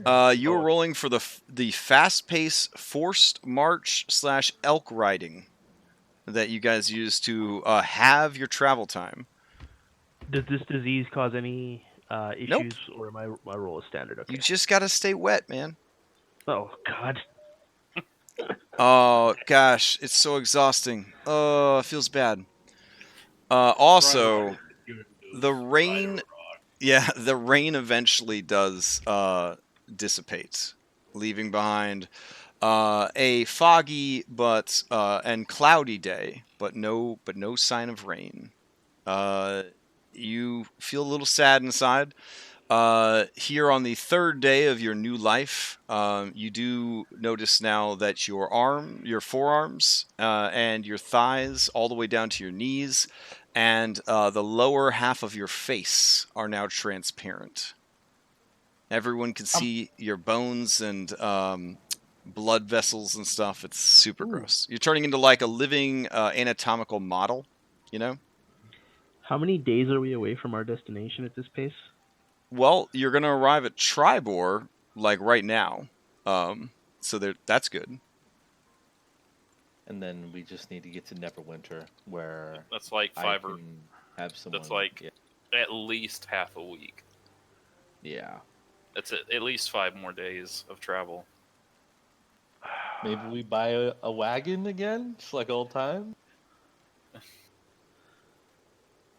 Now, here's the thing: you don't feel any different, but you do feel that you need to stay moist. And you're basically being just covered in like a suit of water as they struggle to keep you. Do I still feel the need to drink? To drink? I mean, you love water, and drinking definitely makes you feel better. Okay. Definitely keep a water skin train on me, guys, because otherwise I'm going to drink up the water you're using to cover me. All right. I cannot see the loot anymore from the Giant Slayer, like scrolling up. Oh, really?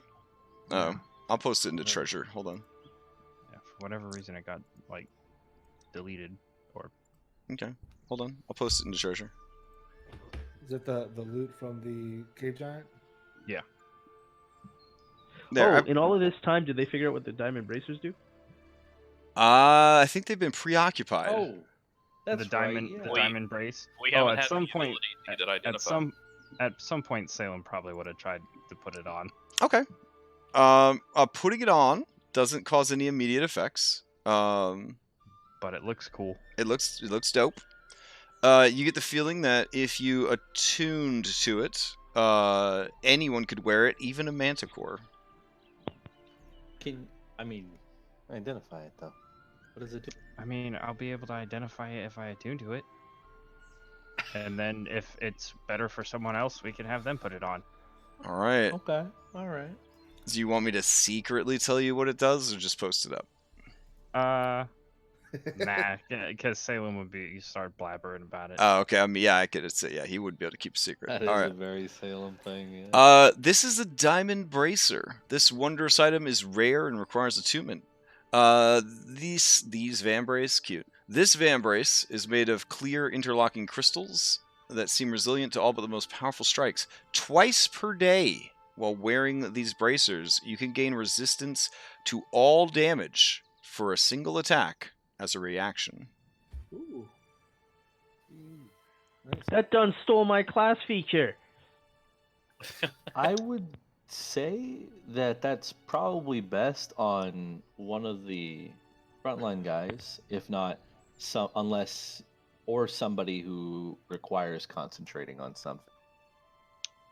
I think Carrick concentrate on earned a it. lot of things, and then Carrick and Egan are usually at the front. And Egan, Yeah. Egan has resistance when raging. Yep. You know what, And Carrick- resistance doesn't Oh stack. yeah, true. Yep. Carrick earned it.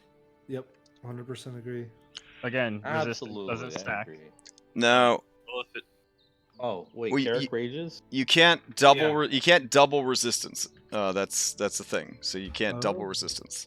Okay. so But I that would mean- allow me to be resistant towards, fire, acid, psychic. Oh, things like absolutely. that. Yeah, you could get say there's an ancient blue dragon. I mean, obviously there isn't, but say there is, and we'll just say it's a girl, breathes her breath weapon directly in your face. You could use it against that. I'll take them. Okay. Does anybody try to figure out the purple tent? I was gonna ask about that. No. I'm gonna throw it on Salem. There's Tony your to there's attune your to it. cut of the giant loot. Actually, I'll try to attune to it if it This is a requires lot. any sort of Attune to attunement. The tent is not. It doesn't All right, require does that mean that attunement. Someone else is gonna pay for my repairs because No, I don't think I have try- enough money for that. I'm doing math right now. We said it was divided by 2 and then divided by the rest of us. Half of it goes to the guild or to the thing, and the rest of it's divided. Correct? You can also take a look at that and probably just say that a bunch of that went to the 2100 GP. Oh no, a Deal lot scroll? of it did go to it. mhm. So I'm just By the way, doing you will that. be eating a hazelnut crunch. Yeah, about all of the silver and All the silver, 11. copper, gold, and 1 platinum would pay for that. Would pay for the scroll. Yeah. All the Yeah. copper, silver. I'm sorry, say Gold. all the copper, silver, All the copper, gold, silver, gold, and 1 and platinum one piece, platinum. and that's 2100. Yep. Okay, in that case, that arm piece was your cut of the treasure. All right. We still have some more fun. In the fun. event, but- in the but- event that the Sword Saints ever broke up, Carrick, and you needed money, you're pretty sure you could sell this diamond van brace for thousands of gold. That being Yeah. said, we do. If that's the case, if we did it that way, we still have the 10 emeralds then, Oh, you can just. and we can always use that to barter for fixing your armor. Yeah. So, Marcus, you spend an hour trying to attune to the tent and realize that you should probably just try to open it.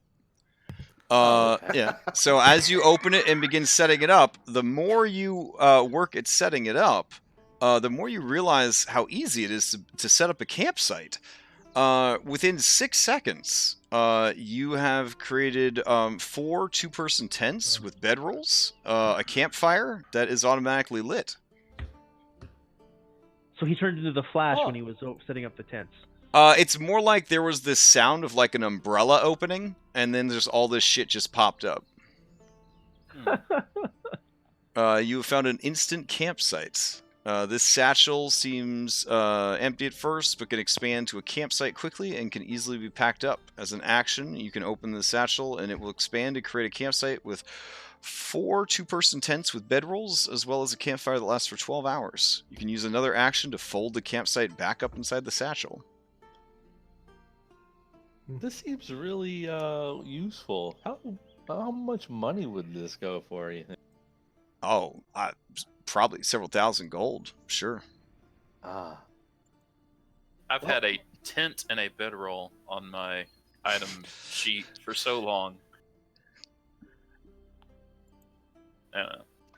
You know, I'm not gonna lie. I mean, I'm all for selling.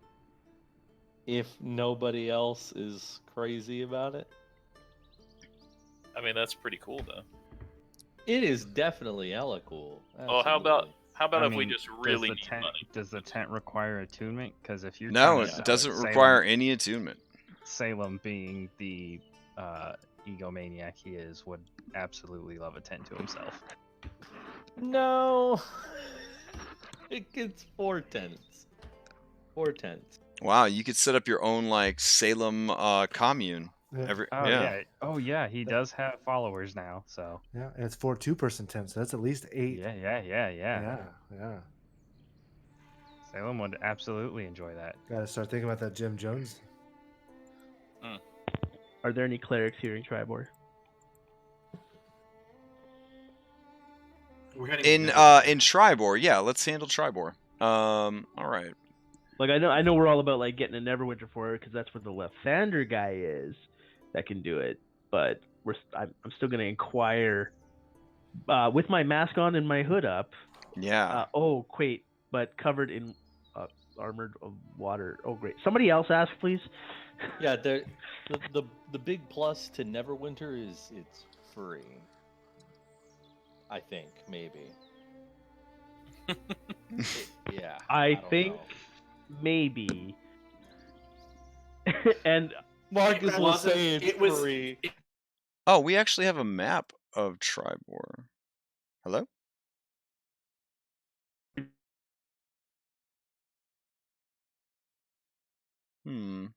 Uh-oh.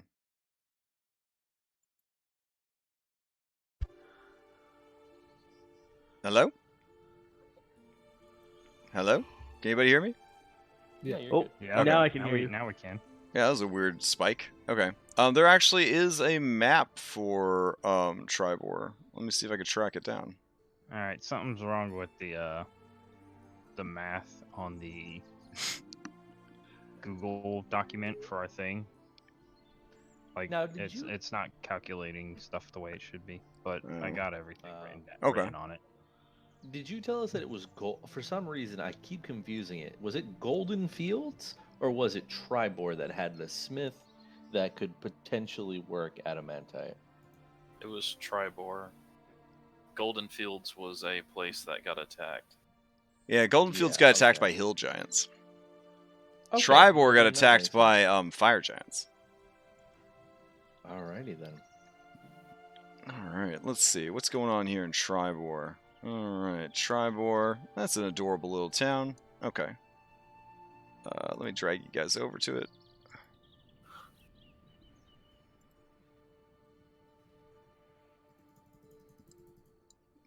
No, it's so Can you quaint. guys see everything? Yes. Alright, cool. Yeah. Marcus, can you sending to somebody that you haven't personally met? I need to be familiar with them. So you basically can't sending I- to somebody else on their behalf. Okay. Yeah, I believe I need to know them or have met them at least once. I don't need to know their. Alright, there's a lot going on in Tribor, let me tell ya. What should I tell you first, I guess is the question. You're looking for a temple, is that correct? Yeah, Lars is hoping to find somebody who can cure him before he totally succumbs. Like you described it, I don't have any solid pieces anymore. Eh? I'm translucent all the way. You're turning into a jellyfish man, yep. Yeah. Yeah. Lars Alright, is. I'm checking for temples. Hold on, checking for temples. I don't see any on this map. Uh-huh. Okay, keep going. Well, there's the location of the smith that you wanted to talk to, which is T18. Where the hell is T18 at? There's so much going on this map. That's T19, T10, T20. Yeah, why would 18 be anywhere near 19? That's crazy talk. T13, T15, T17. T1000. Yeah. For such a small town, it has a lot going on. I guess that's really not that small though. Let's see. What's 22? That might be handy. Okay, there's a rich people house, the graveyard. Oh, that's handy. Yeah, there's no temple here.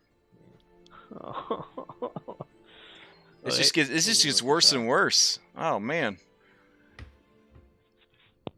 Maybe if they had had a temple, they wouldn't have gotten rolled so hard by the fire giants. I don't know. Maybe.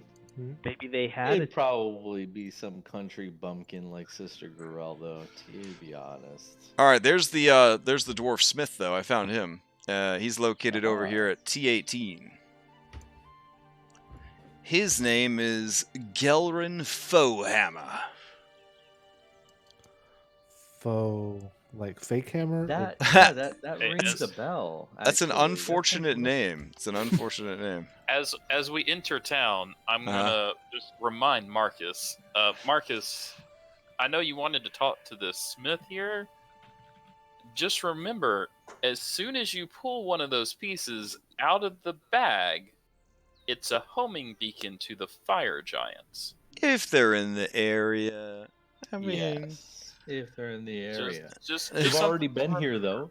And that's they true. already used their attempt to look, just- and they found a piece here. It's something to remember.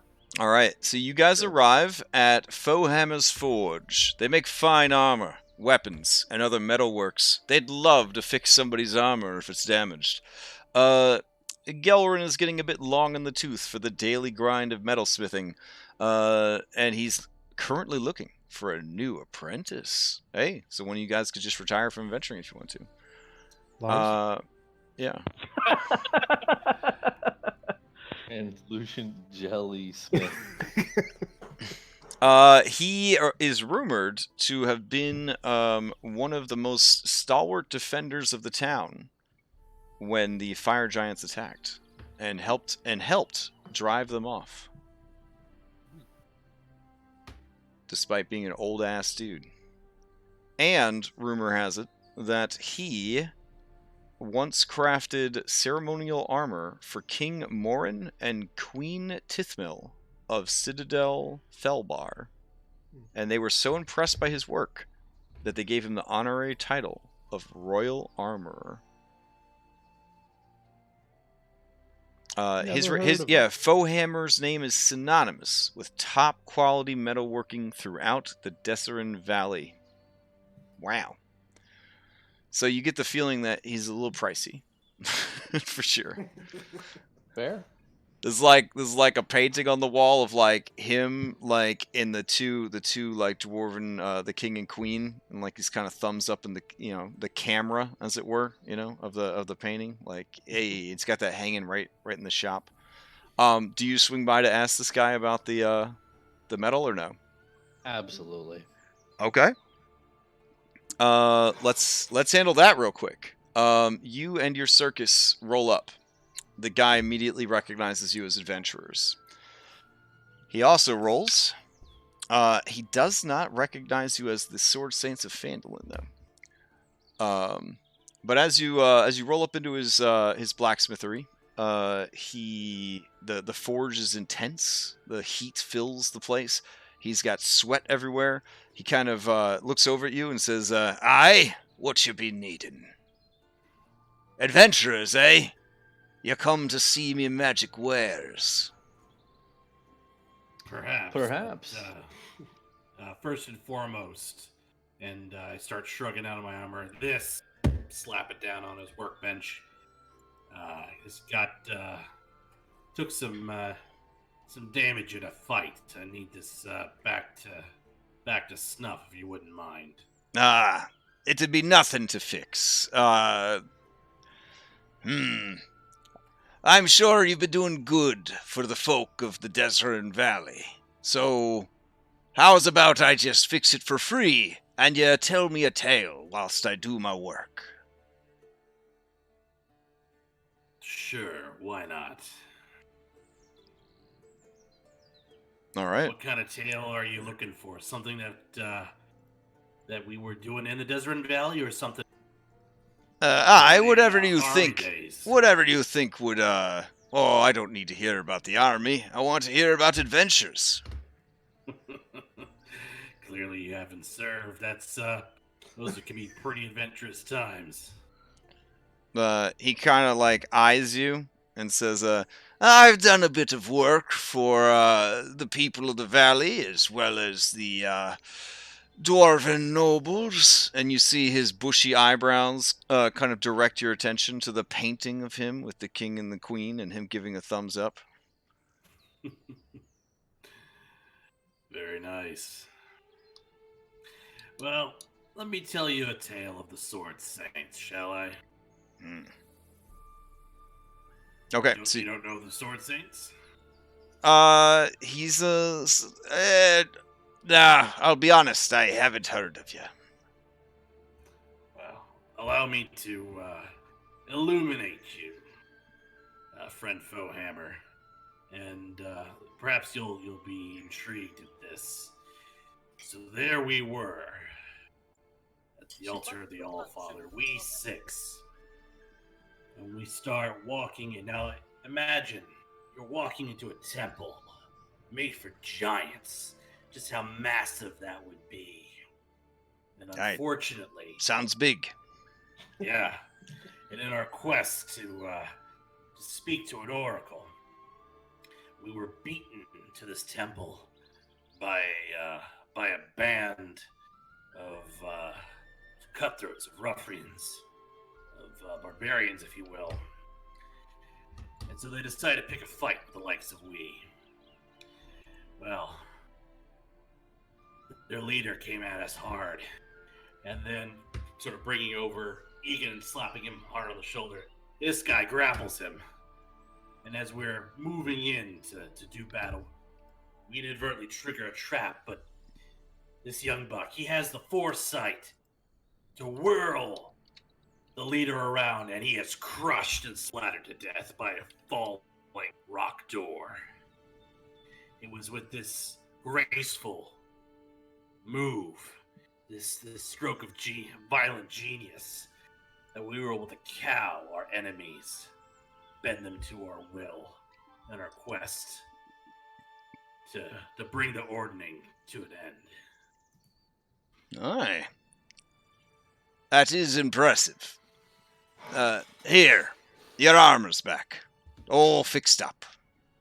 Many thanks. As adventurers, I suppose you might be interested in some of the magic items I have for sale. I have currently the following. And you get the link in Treasure for his current assortment of magic weapons. He's particularly proud of that spear that could kill a god. Huh. That is definitely a nice spear. Mm-hmm. Yep. How do you guys broach the Vondod piece thing? I'll whip it out of my bag, and I'll say, you're a master smith, correct? I fancy myself such. I am a royal armorer of Citadel Felbar. So you definitely have years of experience. You ever worked adamantite? I have. Not something that I get a chance to work too often. Has to be constantly exposed to radiant energies. Yeah, bringing out the... we have 2 pieces, is that correct? That's right. Yeah, bringing out the 2 pieces. I would say, would that also go for these pieces that we have here of adamantite? Ah, you fool! Did you bring those here? What are you thinking? We've been keeping them hidden in our bags of holding. Those are the same fragments them fire giants was looking for when they came here weeks and weeks ago and nearly destroyed our entire town. You would endanger us by bringing such things back here? Nay, we are fighting them ourselves. We're actually campaigning against them to stop their rampages through the Desern Valley and the rest of the Sword Coast. Are you now? So Aye. you make war against the fire giants, then? We do. and you've come to me to learn all you can that I know about them. Fire giants I would if you could are help. natural enemies of dwarves. We share a great many things in common, and one of those things is habitats. Over the many centuries and millennia, dwarves and fire giants have made battle against each other, their perfectly forged weapons and armor clashing in battle. There was a time when every dwarven society trained their young in the techniques of fighting and evading giant foes. It warms my old man's heart to know that you and yours are swearing to go and fight the fire giants. Thank you, Sword Saints. Where do I even begin? So he's going to start telling you everything he knows about fighting fire giants. Okay. Oh, beautiful. Okay. All right. Kind of thought you guys were fighting frost giants, but that's fine. That's We'll do that too. We'll do that too. Eventually. Yeah, we've got a cursed party member to tend to. All right. I mean, snow is water. He'll be fine. Let's see. What would this guy know about the fire giants and the Vanadad? He has discerned on his own, through his own personal curiosity, that they are, in fact, seeking the pieces of an ancient weapon. While he doesn't know too much about the locations that they're looking for, he has not seen fire giants since the attack, which he feels is pretty good. He knows that these giants are working for someone named Duke Zalto. And Duke Zalto has also, in his employ, beyond orcs, fire giants, and elementals, he has hired out many drow who are working as his eyes and ears throughout the Sword Coast. This rings especially true with some of you, because you dealt with one of the drow that was working for Duke Zalto so long ago in Wave Echo Cave, the Black Spider. Indeed. All right. He says that Duke Zalto and his fire giants live in a place known as Iron Slag, which is north of the Silver Marches. It is a range of towering, snow-covered mountains called the Ice Spires.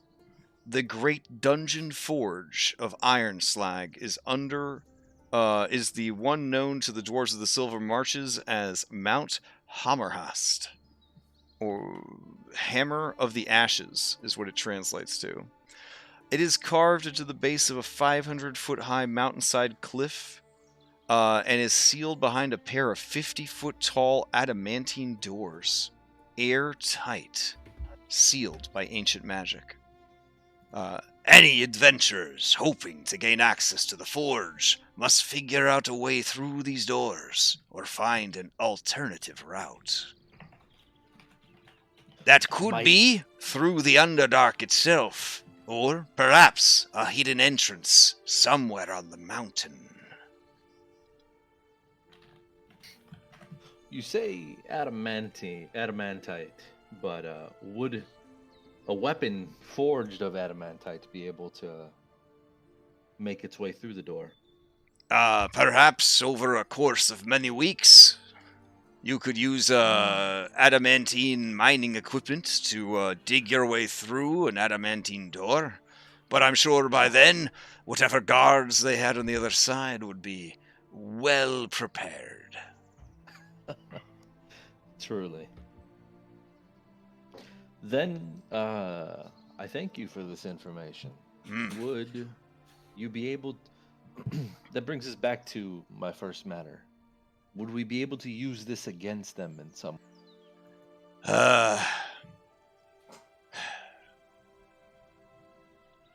He kind of like... His eyes start to tear up a little bit. And he says, I must confess, I found a fragment of that metal. and I was working it, trying to figure out its secrets. I didn't know that it would attract the fire giants. When they came and began to burn and raze our town to the ground, they came unerringly for it. I had it on my person, because when the attack came, I was doing tests upon it, alchemical tests. I just absent-mindedly tucked it away in my apron, and wherever I went during the attack that night, the giants were there. Eventually, I understood what they was after. I gave it to them in exchange for them leaving. No one else in the town knows that it was my foolishness, my curiosity, what caused so much death and destruction. And you see one fat tear roll through down his soot-stained cheek and into his beard.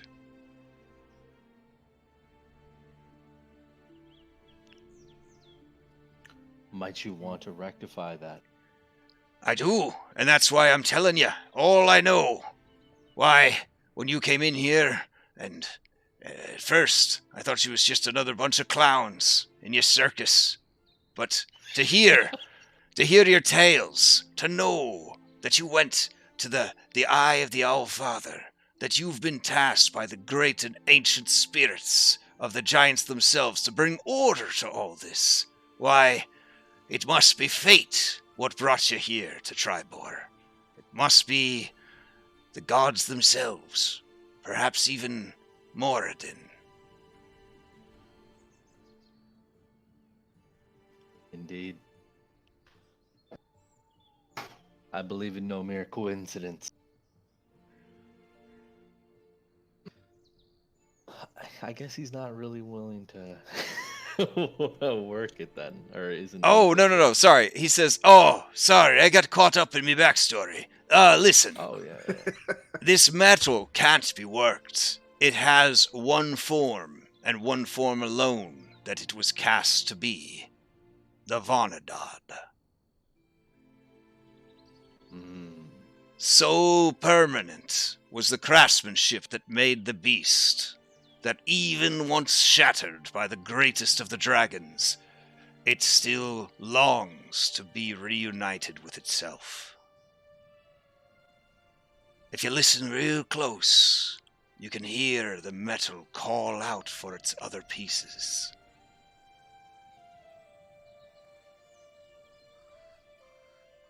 I see. Then I thank you, Master Smith. Very much.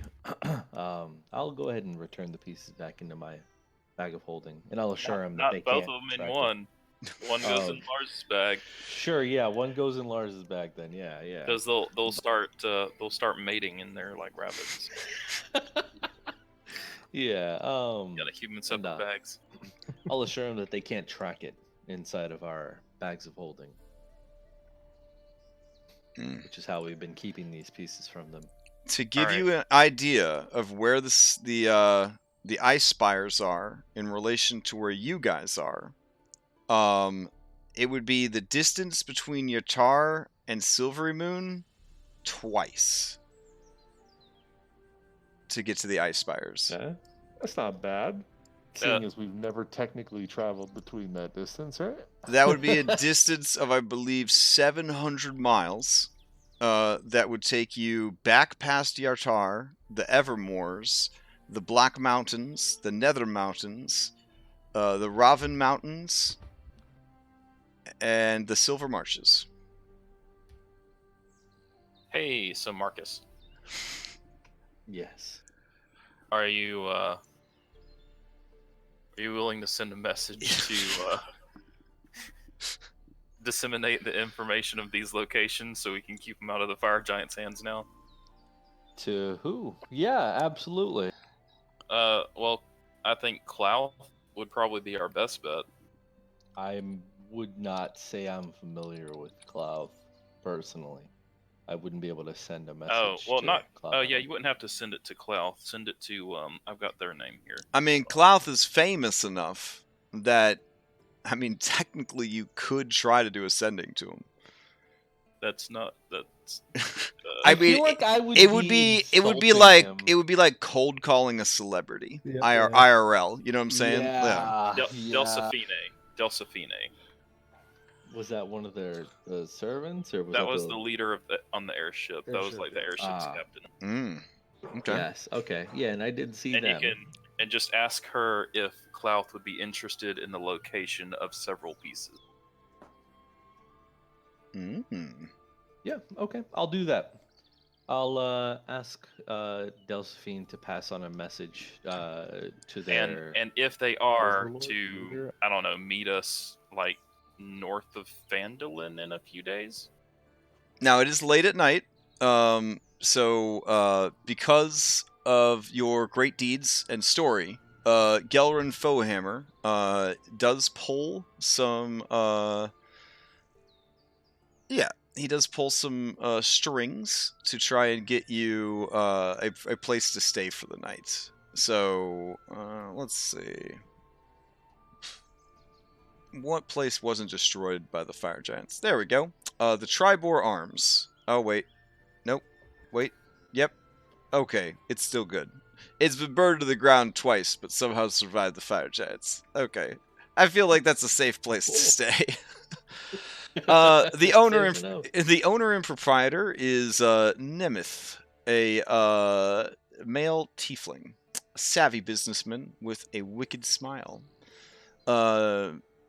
He is definitely okay with letting you stay there for the night. You recognize when you go in there, Gyoza, a half-elven woman. She seems familiar to you somehow, and she looks at you and gives you a nod.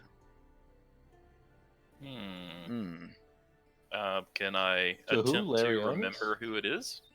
Yeah, give me an intelligence check. Ah. Oh, sorry, or history.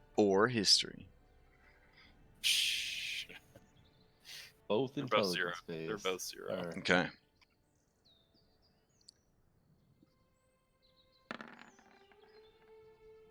Okay. You're pretty sure you saw her at an Emerald Enclave meeting. Oh. Okay. All right. Yeah, I'll. Gyoza will go say hi. Okay. You from Emerald Enclave Anonymous? All right. So you're gonna head on over to this lady. Let's see. Are you going to attempt the mammoth again for her to show how far you go? You gotta impress her with that mammoth Maybe. form. Maybe. Tries not to bust out the baby mammoth unless he has to. You know what I'm saying? Let's see. The Tribor Inn. That is location T16. T18 was so easy to find. I'm sure T16 will be super easy as well. Oh, here it is. Way on the other side of town. There we go. Oh, right next to Yeah. There we go. Let me switch to the right layer, and then I could drag you guys over here. There we go. Location T16. The Tribor Arms. Alright, as you approach this person, she nods to you and approaches you as well. Alright. So she kind of walks towards you and says, you're Gyoza, aren't you? That's right. Let me see if I can. Hold on. I'm gonna see if I can remember her name. Okay. Let's see.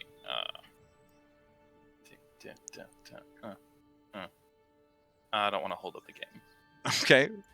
Her name, she reintroduces herself, or maybe she never got a chance to give you her name, is Zindra Winterbow. And Zindra Winterbow is a scout in the employ of the Emerald Enclave. She says, "It is good to see you. What is your business here in Tribor?" Zindra Winterbow. Sorry, just writing it down. Sure. We're passing through.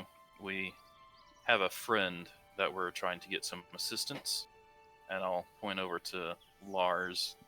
I don't know if he's like full. Oh, if you is can he? see part of it. Is any of it visible to someone with a decent perception, Larionis? Almost certainly. I'm also literally encased in water, so. Oh yeah. It's not. She says, "Oh, is that one of those new Simic hybrids that's been popping up all over the Sword Coast? Is it like a manta ray man or something, or a jellyfish woman?" No, that's more of a life support system. Oh, so you were cursed. Well, I mean, have you tried? I'm sure you have. Remove curse or the like. It's something much more powerful. How powerful are we talking? Do you need the assistance of a high druid? That would be greatly appreciated. It was, Oof. and then I'll whisper I don't that think it the was high- an aboleth has infected him. Oh, Emerald Enclave specializes in hunting aberrations, so she knows exactly what that is. She says, "Truly, this injury was sustained while dealing with the creature? That's correct. We killed an aboleth named Usith. Are and you he was- confident that you killed the creature?" Right as we delivered the killing blow, we were separated. Oh, And we were not able to retrieve the body, but we did. well, I kill it. have great news for you then. When the creature is killed, any of its mental and physical manipulations of mortals will fade over time. The creature more than likely is going to reform back in some shadowy hole in the elemental plane of water and seek vengeance against you unerringly for the crime you committed of daring to kill it.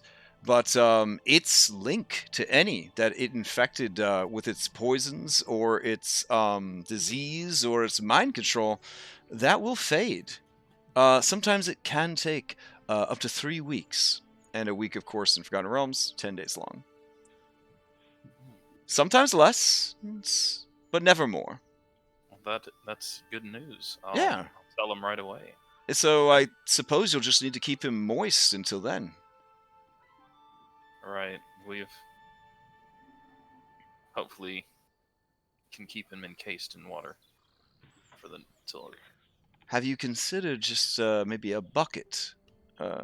Or you could turn into a giant pelican and then carry him in your mouth and fill it with water. I will not be placed in a bucket. That's right. Can't you fly now, Gyoza, Yeah. with your wild shape? Yeah. Well, what if your friend Gyoza here turned into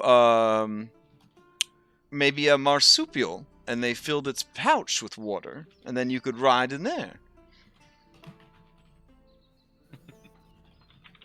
No. I haven't seen. Well, listen, champion of the natural world. I don't know your name. Lars? Is that correct? I mean, he'll try and say Lariana, sir, but he's under water Yeah. all over him. So Lariana. Well, take heart. What's happening to you is not forever. You will regain your true form in time.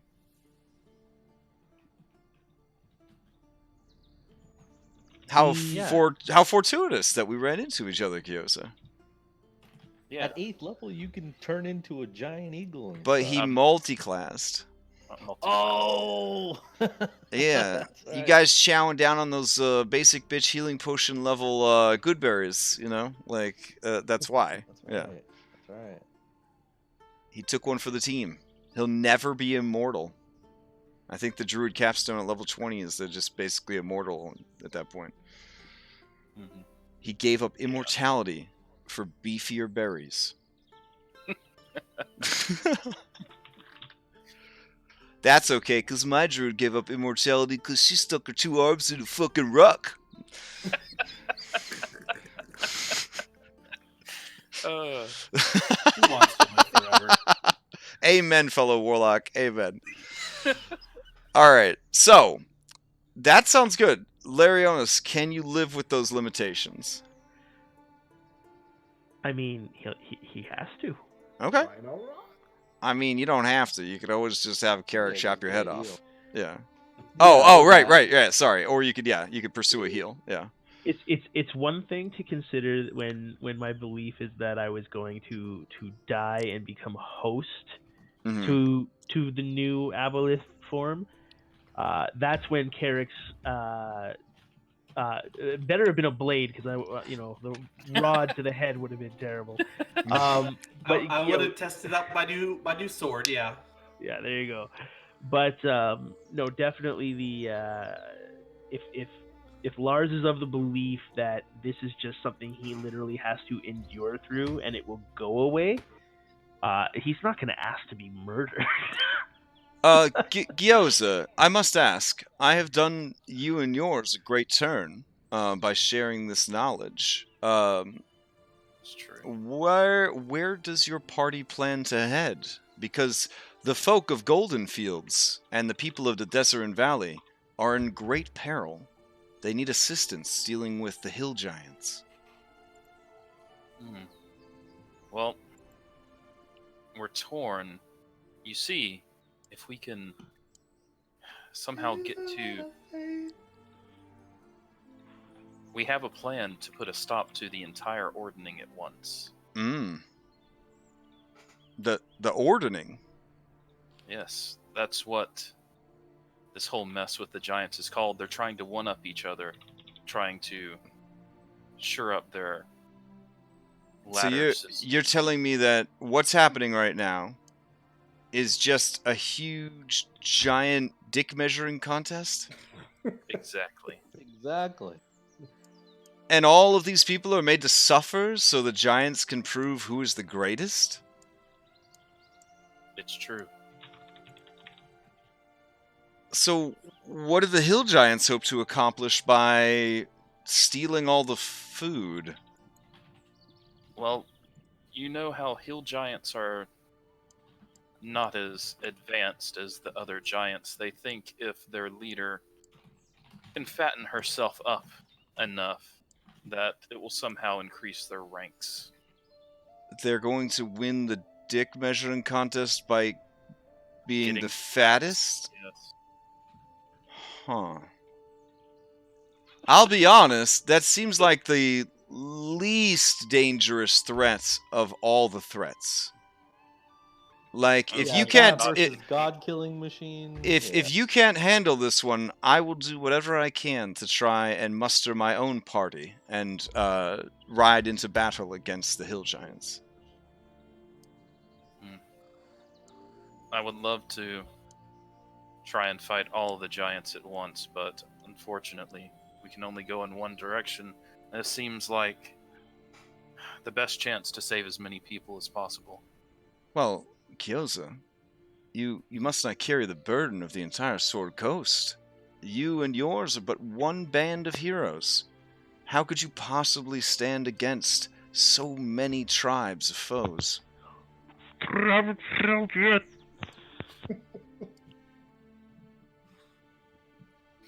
You look weary from the road. Some of your allies seem to be exhausted. Why not get some rest, and we can discuss this further in the morning? Certainly. All right, Marcus, you contact the servants of Clouth. Is that correct? Yes. Okay. To let them know that the fire giants are pursuing pieces of the Vonadod, and we can meet them and provide them with 2. Oh, okay. All right. There comes a reply, 25 words or less. I'll paraphrase it for you. We are interested in these pieces. What do you want in exchange for them? Oh. How about a... let's see, what do I want in exchange? I still got An airship. Right. Should I? I'll relay it, obviously, and ask everybody. They are willing to offer something in exchange. So, what would that be ideally? I'm thinking something a little more permanent than just a ride to a destination. I didn't say a ride. I said an airship. I don't think that's really in the cards.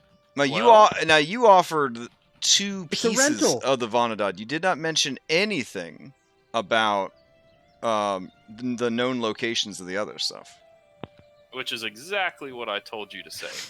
But you have more spell slots, and you are getting Yeah. ready to go sleepy sleeps. Yes, exactly. I can still cast it 3 more times. So you and Delphine will stay up all night texting. Okay. Yes. All right. She has her cultist pajamas on. Yeah. Okay. Yeah, I will tell her. No, you send it first. No. You send it first. What do you guys think? A ride or a weapon? Maybe if they could provide. Well, how about Well, How why don't we about- ask for an airship? If that doesn't, then we have. So Back. here's the Well, thing: if we ask for a weapon, that's nice, and we have a weapon, but it is going to take us longer to get to where we need to go. If we ask for a ride, it's going to take Ship us to less borrow. time. how about this? Let's trade the Vonadad pieces, and an airship is really cool, but we don't have the crew for an airship. So how about we Yeah. just say the Vonadad pieces and locations for as many transportations assistance they could provide in the future to try and put a stop to the ordering. So You know, taxi yeah, service. taxi service does sound pretty neat. Just as much as they would be willing to help. Yeah. I will say this then. How does this sound? I'll tell her, and I'm saying this to the party, not. This isn't officially what I'm sending.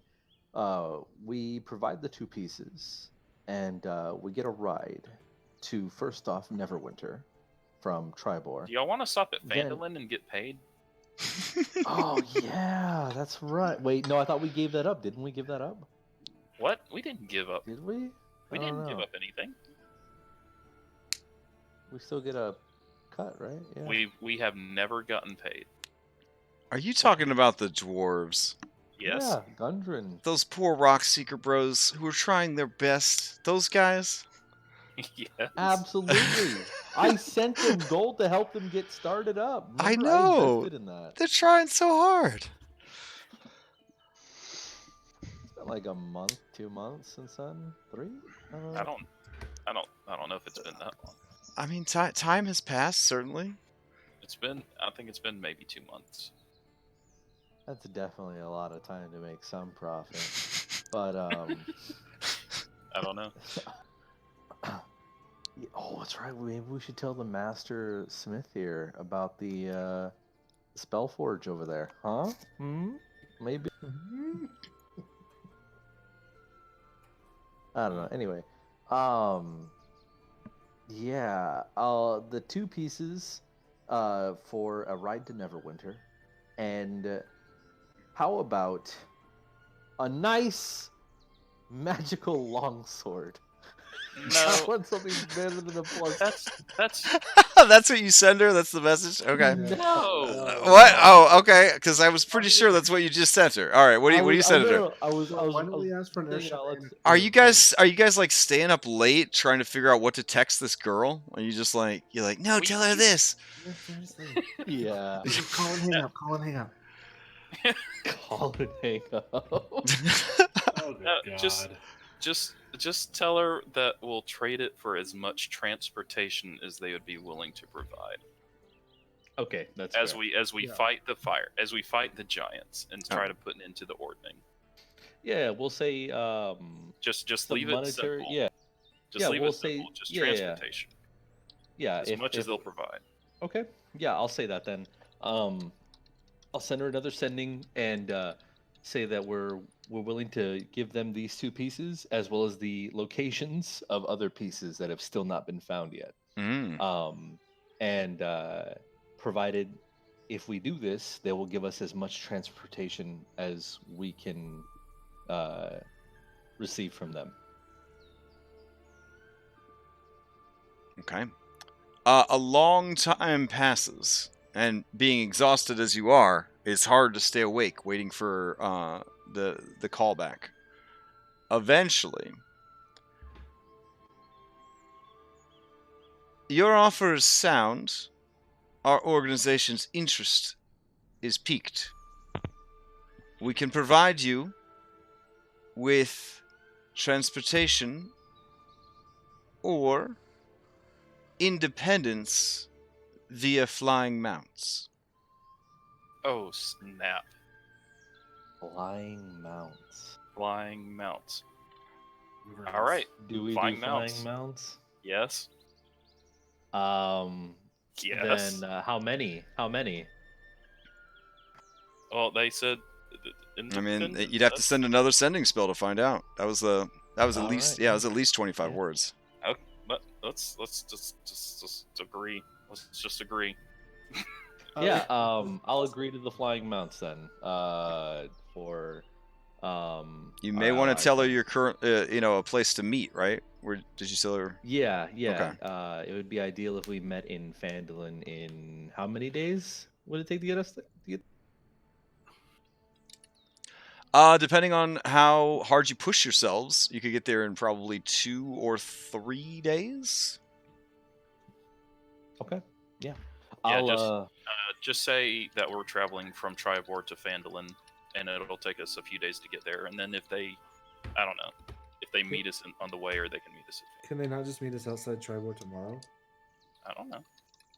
Might take them a day to get it prepared. Yeah, I would give them some time to get everything set up and whatnot. But yeah, I'll tell them in a few days' time, about no more than 3 in Phandalin. We'll say 3 days' time in the town of Phandalin, and we'll just head over there. The flying mounts would be good. All right. I also casually mentioned we have how many? 8? 8? Locations. No people. No, us people. No, us. But the 2 fishies and we have a flying person, so that isn't needed. Yeah, but can Salem fly proper, like a winged mount? Like as fast as No, I don't know. he's not. Oh, that's a that good fast. point. Okay, yeah, good point. My wings are not yet strong enough. I'll say 8 mounts. 8 mounts. Oh my goodness. Unless they can fit more than Do 8 you mounts. really And then she'll tell me if they can fit more than one person. How about mounts enough for 8 people? Yeah, mounts enough for 8 people. Do you Okay. really think that That's fish good. people need their own mounts? You're right. That's why I was hoping they would just. That's like go having right your on the back children of someone. drive their own cars, you know? Yeah. Oh they're, no! they're Uh, just, All right. The reply comes back. We will see you in Phandalin in 3 days. With your mounts in exchange for the locations and the shards. Beautiful. All right, it is done. Okay. Yeah, I'll let everybody know. We're gonna have flying mounts. that's pretty cool. Hey, Marcus, if you were serious about telling this master smith about going to Phandalin to the Spellforge, you might want to message the Rock Seeker brothers and ask them if they would be interested in getting Gelrin Foehammer, the Is this master like? smith. Yeah, is it like super Yeah. late at night right now? Oh yeah, by now It doesn't matter. They'll get the text in the morning. By now it's like it's probably about 10 o'clock at night by now. Ah, fuck it. Gundren owes me money. I'll send him a sending using my last 4th level spell slot. Oh wow. Okay. And yep. And I will tell him that It comes what's it in real called? loud. Yeah, real loud. Would they be interested in having the Master Smith Gelrin Foehammer work at the forge, the spell forge with them, if he is inclined to come along Okay. and join them there? The reply comes, do you speak true? Of course. Yeah, of course. Have him come on over. Beautiful. Yeah. Then that might honestly be a little bit below him, but yeah, we'll go and ask Gelrin Fohammer in the morning. Okay. Yeah, he seemed bored. Looking for an apprentice, he Sure. might find an apprentice there. That's true. He's the curious type, so maybe he'll be curious about the spell forge. Yeah. I dig it. Well played. Well played. So, all right. I was actually surprised because I was reading, like, I was like, oh, I gotta find a place to sleep tonight, and then I was like, oh, okay, Tribal Arms, it's burned down. Wait, no, it's not. Oh, it's burned down. Oh, wait, it's not. And then I was just like, who's in this place? And then they're like, member of the Emerald Enclave, and I was like, okay, That just kind of worked out. yeah, all right. Does the druid lady, does she just sort of mind her own business after Joe's done talking to her, or does she talk to Jozo? No, I mean, she's a half elf, so she still has to sleep like everybody else, but she's a bit of a night owl, so she is downstairs in the tap room, still, if you wanted to ask her something. Well, no. Garrick wanted to check if she'd be interested in spending the evening. Oh, like romantically? Yeah. Okay, yeah.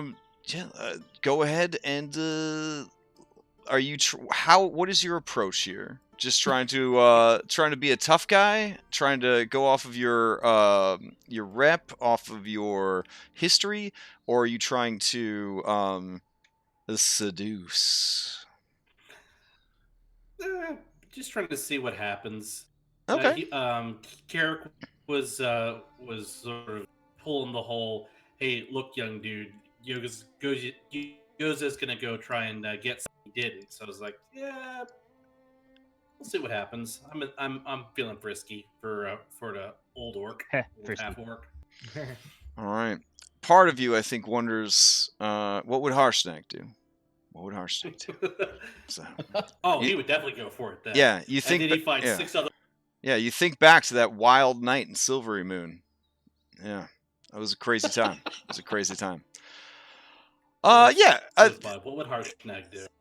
These are troubled times. You're a half orc. She's a half elf. You guys share a common experience of having to deal with cultural stereotypes and racism. You both fight monsters. You did kill an aboleth recently, and that is one of the main functions of her entire order. I would say it's not too hard to kind of segue that into a late night encounter, as it were. Cool. Yeah. Do you tell her you were also mind controlled by it for a second? No, I'll leave that part out, but I will tell her. Not too long ago that I tanked against 5 carry. Oh, nice. Yeah. Those used to be aberrations. Now they're back to being monstrosities. So she's kind of impressed by that. Yeah. So there you go. We kind of I think, end on a pretty good note there. You guys found out that Larionis will recover.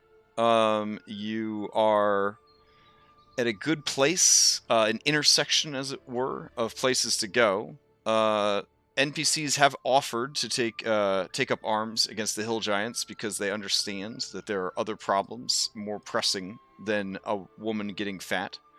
I mean, I don't want to trivialize what the hill giants are trying to do, but yeah, yeah. Eating children and orgies in the middle of the woods. Look, they're trying their best, okay? They think that getting fat is how you win. That being said, you do have some pretty good intel now on the fire giants. You did not know their location before, and now you do. And you are about to get flying mounts. And distance-wise, from your current location, it's about the same distance to frost or fire. I say we pay the fire giants a visit. Are the fire Famous giants Some and the frost retribution. giants? We got a giant slaying now.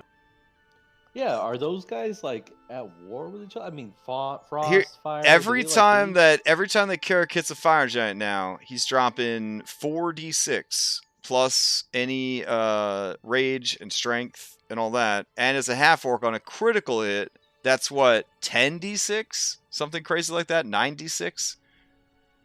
Yeah, I think it's only one more die. Okay, so it'd be Right. 9d6 points of damage. Yeah. So like, you know, like that's some pretty big damage. Larionis is coming into his own as a rogue with these heavy sneak attack damages that are going to start dropping. Oh yeah. Yeah, I mean, focus fire, you could definitely take on some giants at this point.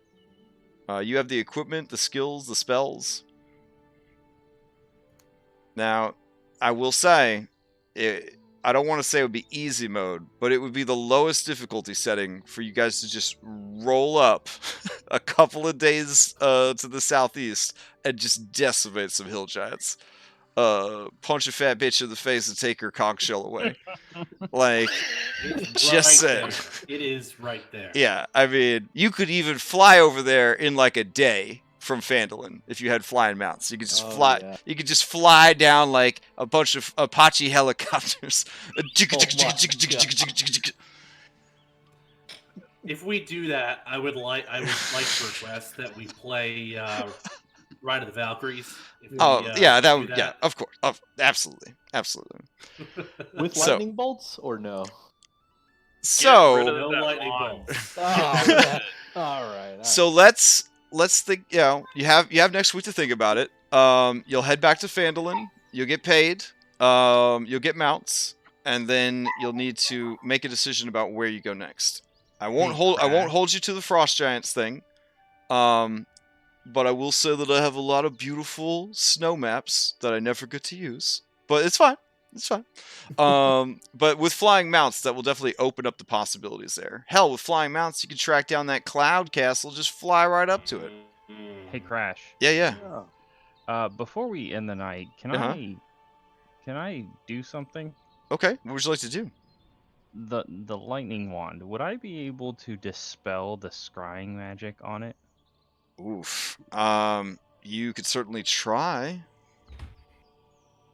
Can I, Marcus? I mean, I feel the thing like about the dispelling magic potential- items is it's only like a temporary fix. Otherwise, every dungeon master would have every bad guy ruin all your magic items. So Plus- the dispel magic would turn it off for a little bit, essentially, but it wouldn't destroy it. Do you know what I'm saying? Yeah. Plus, Oh, if no, I I was just a wanna- bad I just guy, wanna, like- I would totally tie I just that want to like. scrying I don't want spell. to destroy the wand. I just want to Effectiveness. dispel the Yeah. scrying magic. Also, that was- understand that now that she knows you all intimately, she could just scry directly on any one of you. She doesn't need the wand anymore. Oh yeah, that's true. Isn't it a save though? If she does? It's a save. Yes, it is a save if she tries to scry one of you guys. With the wand, no save was required because you were asking her to scry on you. Gotcha. I figured that was the case. Yeah. And if we got something that prevented scrying, like in Critical Role, you know. Well, there are items like that. They're called non-detection amulets, and they are something that you could commission to have done, but they are price. But even if we had one of those, the wand would still call Well, on. and having one doesn't solve your problem because that only protects one person from scrying, and you could just scry the person standing next to the person you want to scry, and just scry and scry on them that way. Yeah. And then we'd have to get amulets for all Salem's followers, and it would never end.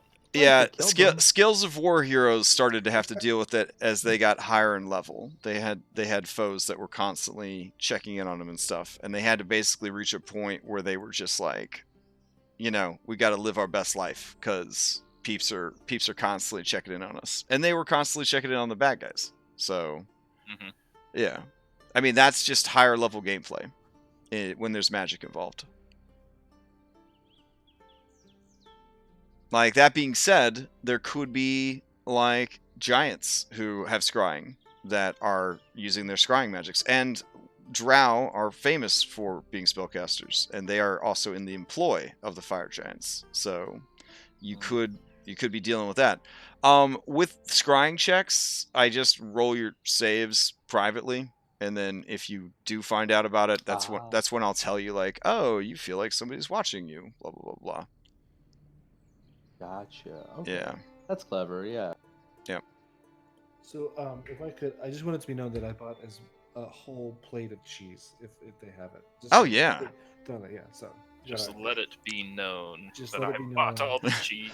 Shrybor has lots of good cheese. Oh, If you want to, like, break out the real money, you could purchase some of the imported halfling cheeses that they have. Oh yeah, we're gonna go imported halfling cheeses. Okay. Please mark off 25 gold for Done. the imported halfling cheeses. Oh, Anauroch is so happy with. Oh, he's so happy. He's just like a little beach ball filled with cheese. Oof. All right. Now there is the issue that alternately Rhinorog's concentration, which is a thing, I guess, or Gyoza's is going to be tied up keeping Lars moist, unless, of course, combats don't last 10 minutes, so you could drop his water armor for combats to gain your concentrations and then bring it back up. Yeah, and then for like sleeping, I would just fill up a whole lot of because I can do 10-gallon. Yeah, just let him sleep in the a first tub. level. Yeah. Okay. All right. So it sounds like you have a lot to think about, and a lot of decisions that need to be made about your next move. Yeah, I would say those are your 4 best options. I think the stone giants are too much of a mystery at this point. I don't feel like you've really learned much about the stone giants, so that would probably be the hardest one for you to pursue. But with the idea of transportation not being as big of a thing, you could definitely reassess where you want to go and what you want to do next. All right. So we will adjourn here. We got hero quests in the morning, and then west marches right after that, and then I don't know if there's any more D&D tomorrow. There could be. Who the hell knows anymore? Sunday there's Saltmarsh Sun, followed by Mass Effect, followed by Saltmarsh Moon, and now Monday is Odyssey. Tuesdays is Acquisitions Incorporated. I think Wednesday is the only day of the week that we're not playing Dungeons and Dragons. It's crazy. But if anybody wants to run a game on Wednesdays, hey, just let me know and I'll get you set up on the Discord to do so. So, anybody have any announcements that I didn't cover? No, sounds good. All right. In that case, hope everybody stays safe and healthy and doesn't let the cabin fever drive them nuts. And we'll pick this up next week. All right. Thank you. Oh, wait, I have Marcus's favorite word listed as efficacious. Oh. I forgot about that. Was it efficacious? Efficacious? The efficacy? It's efficacious is what I wrote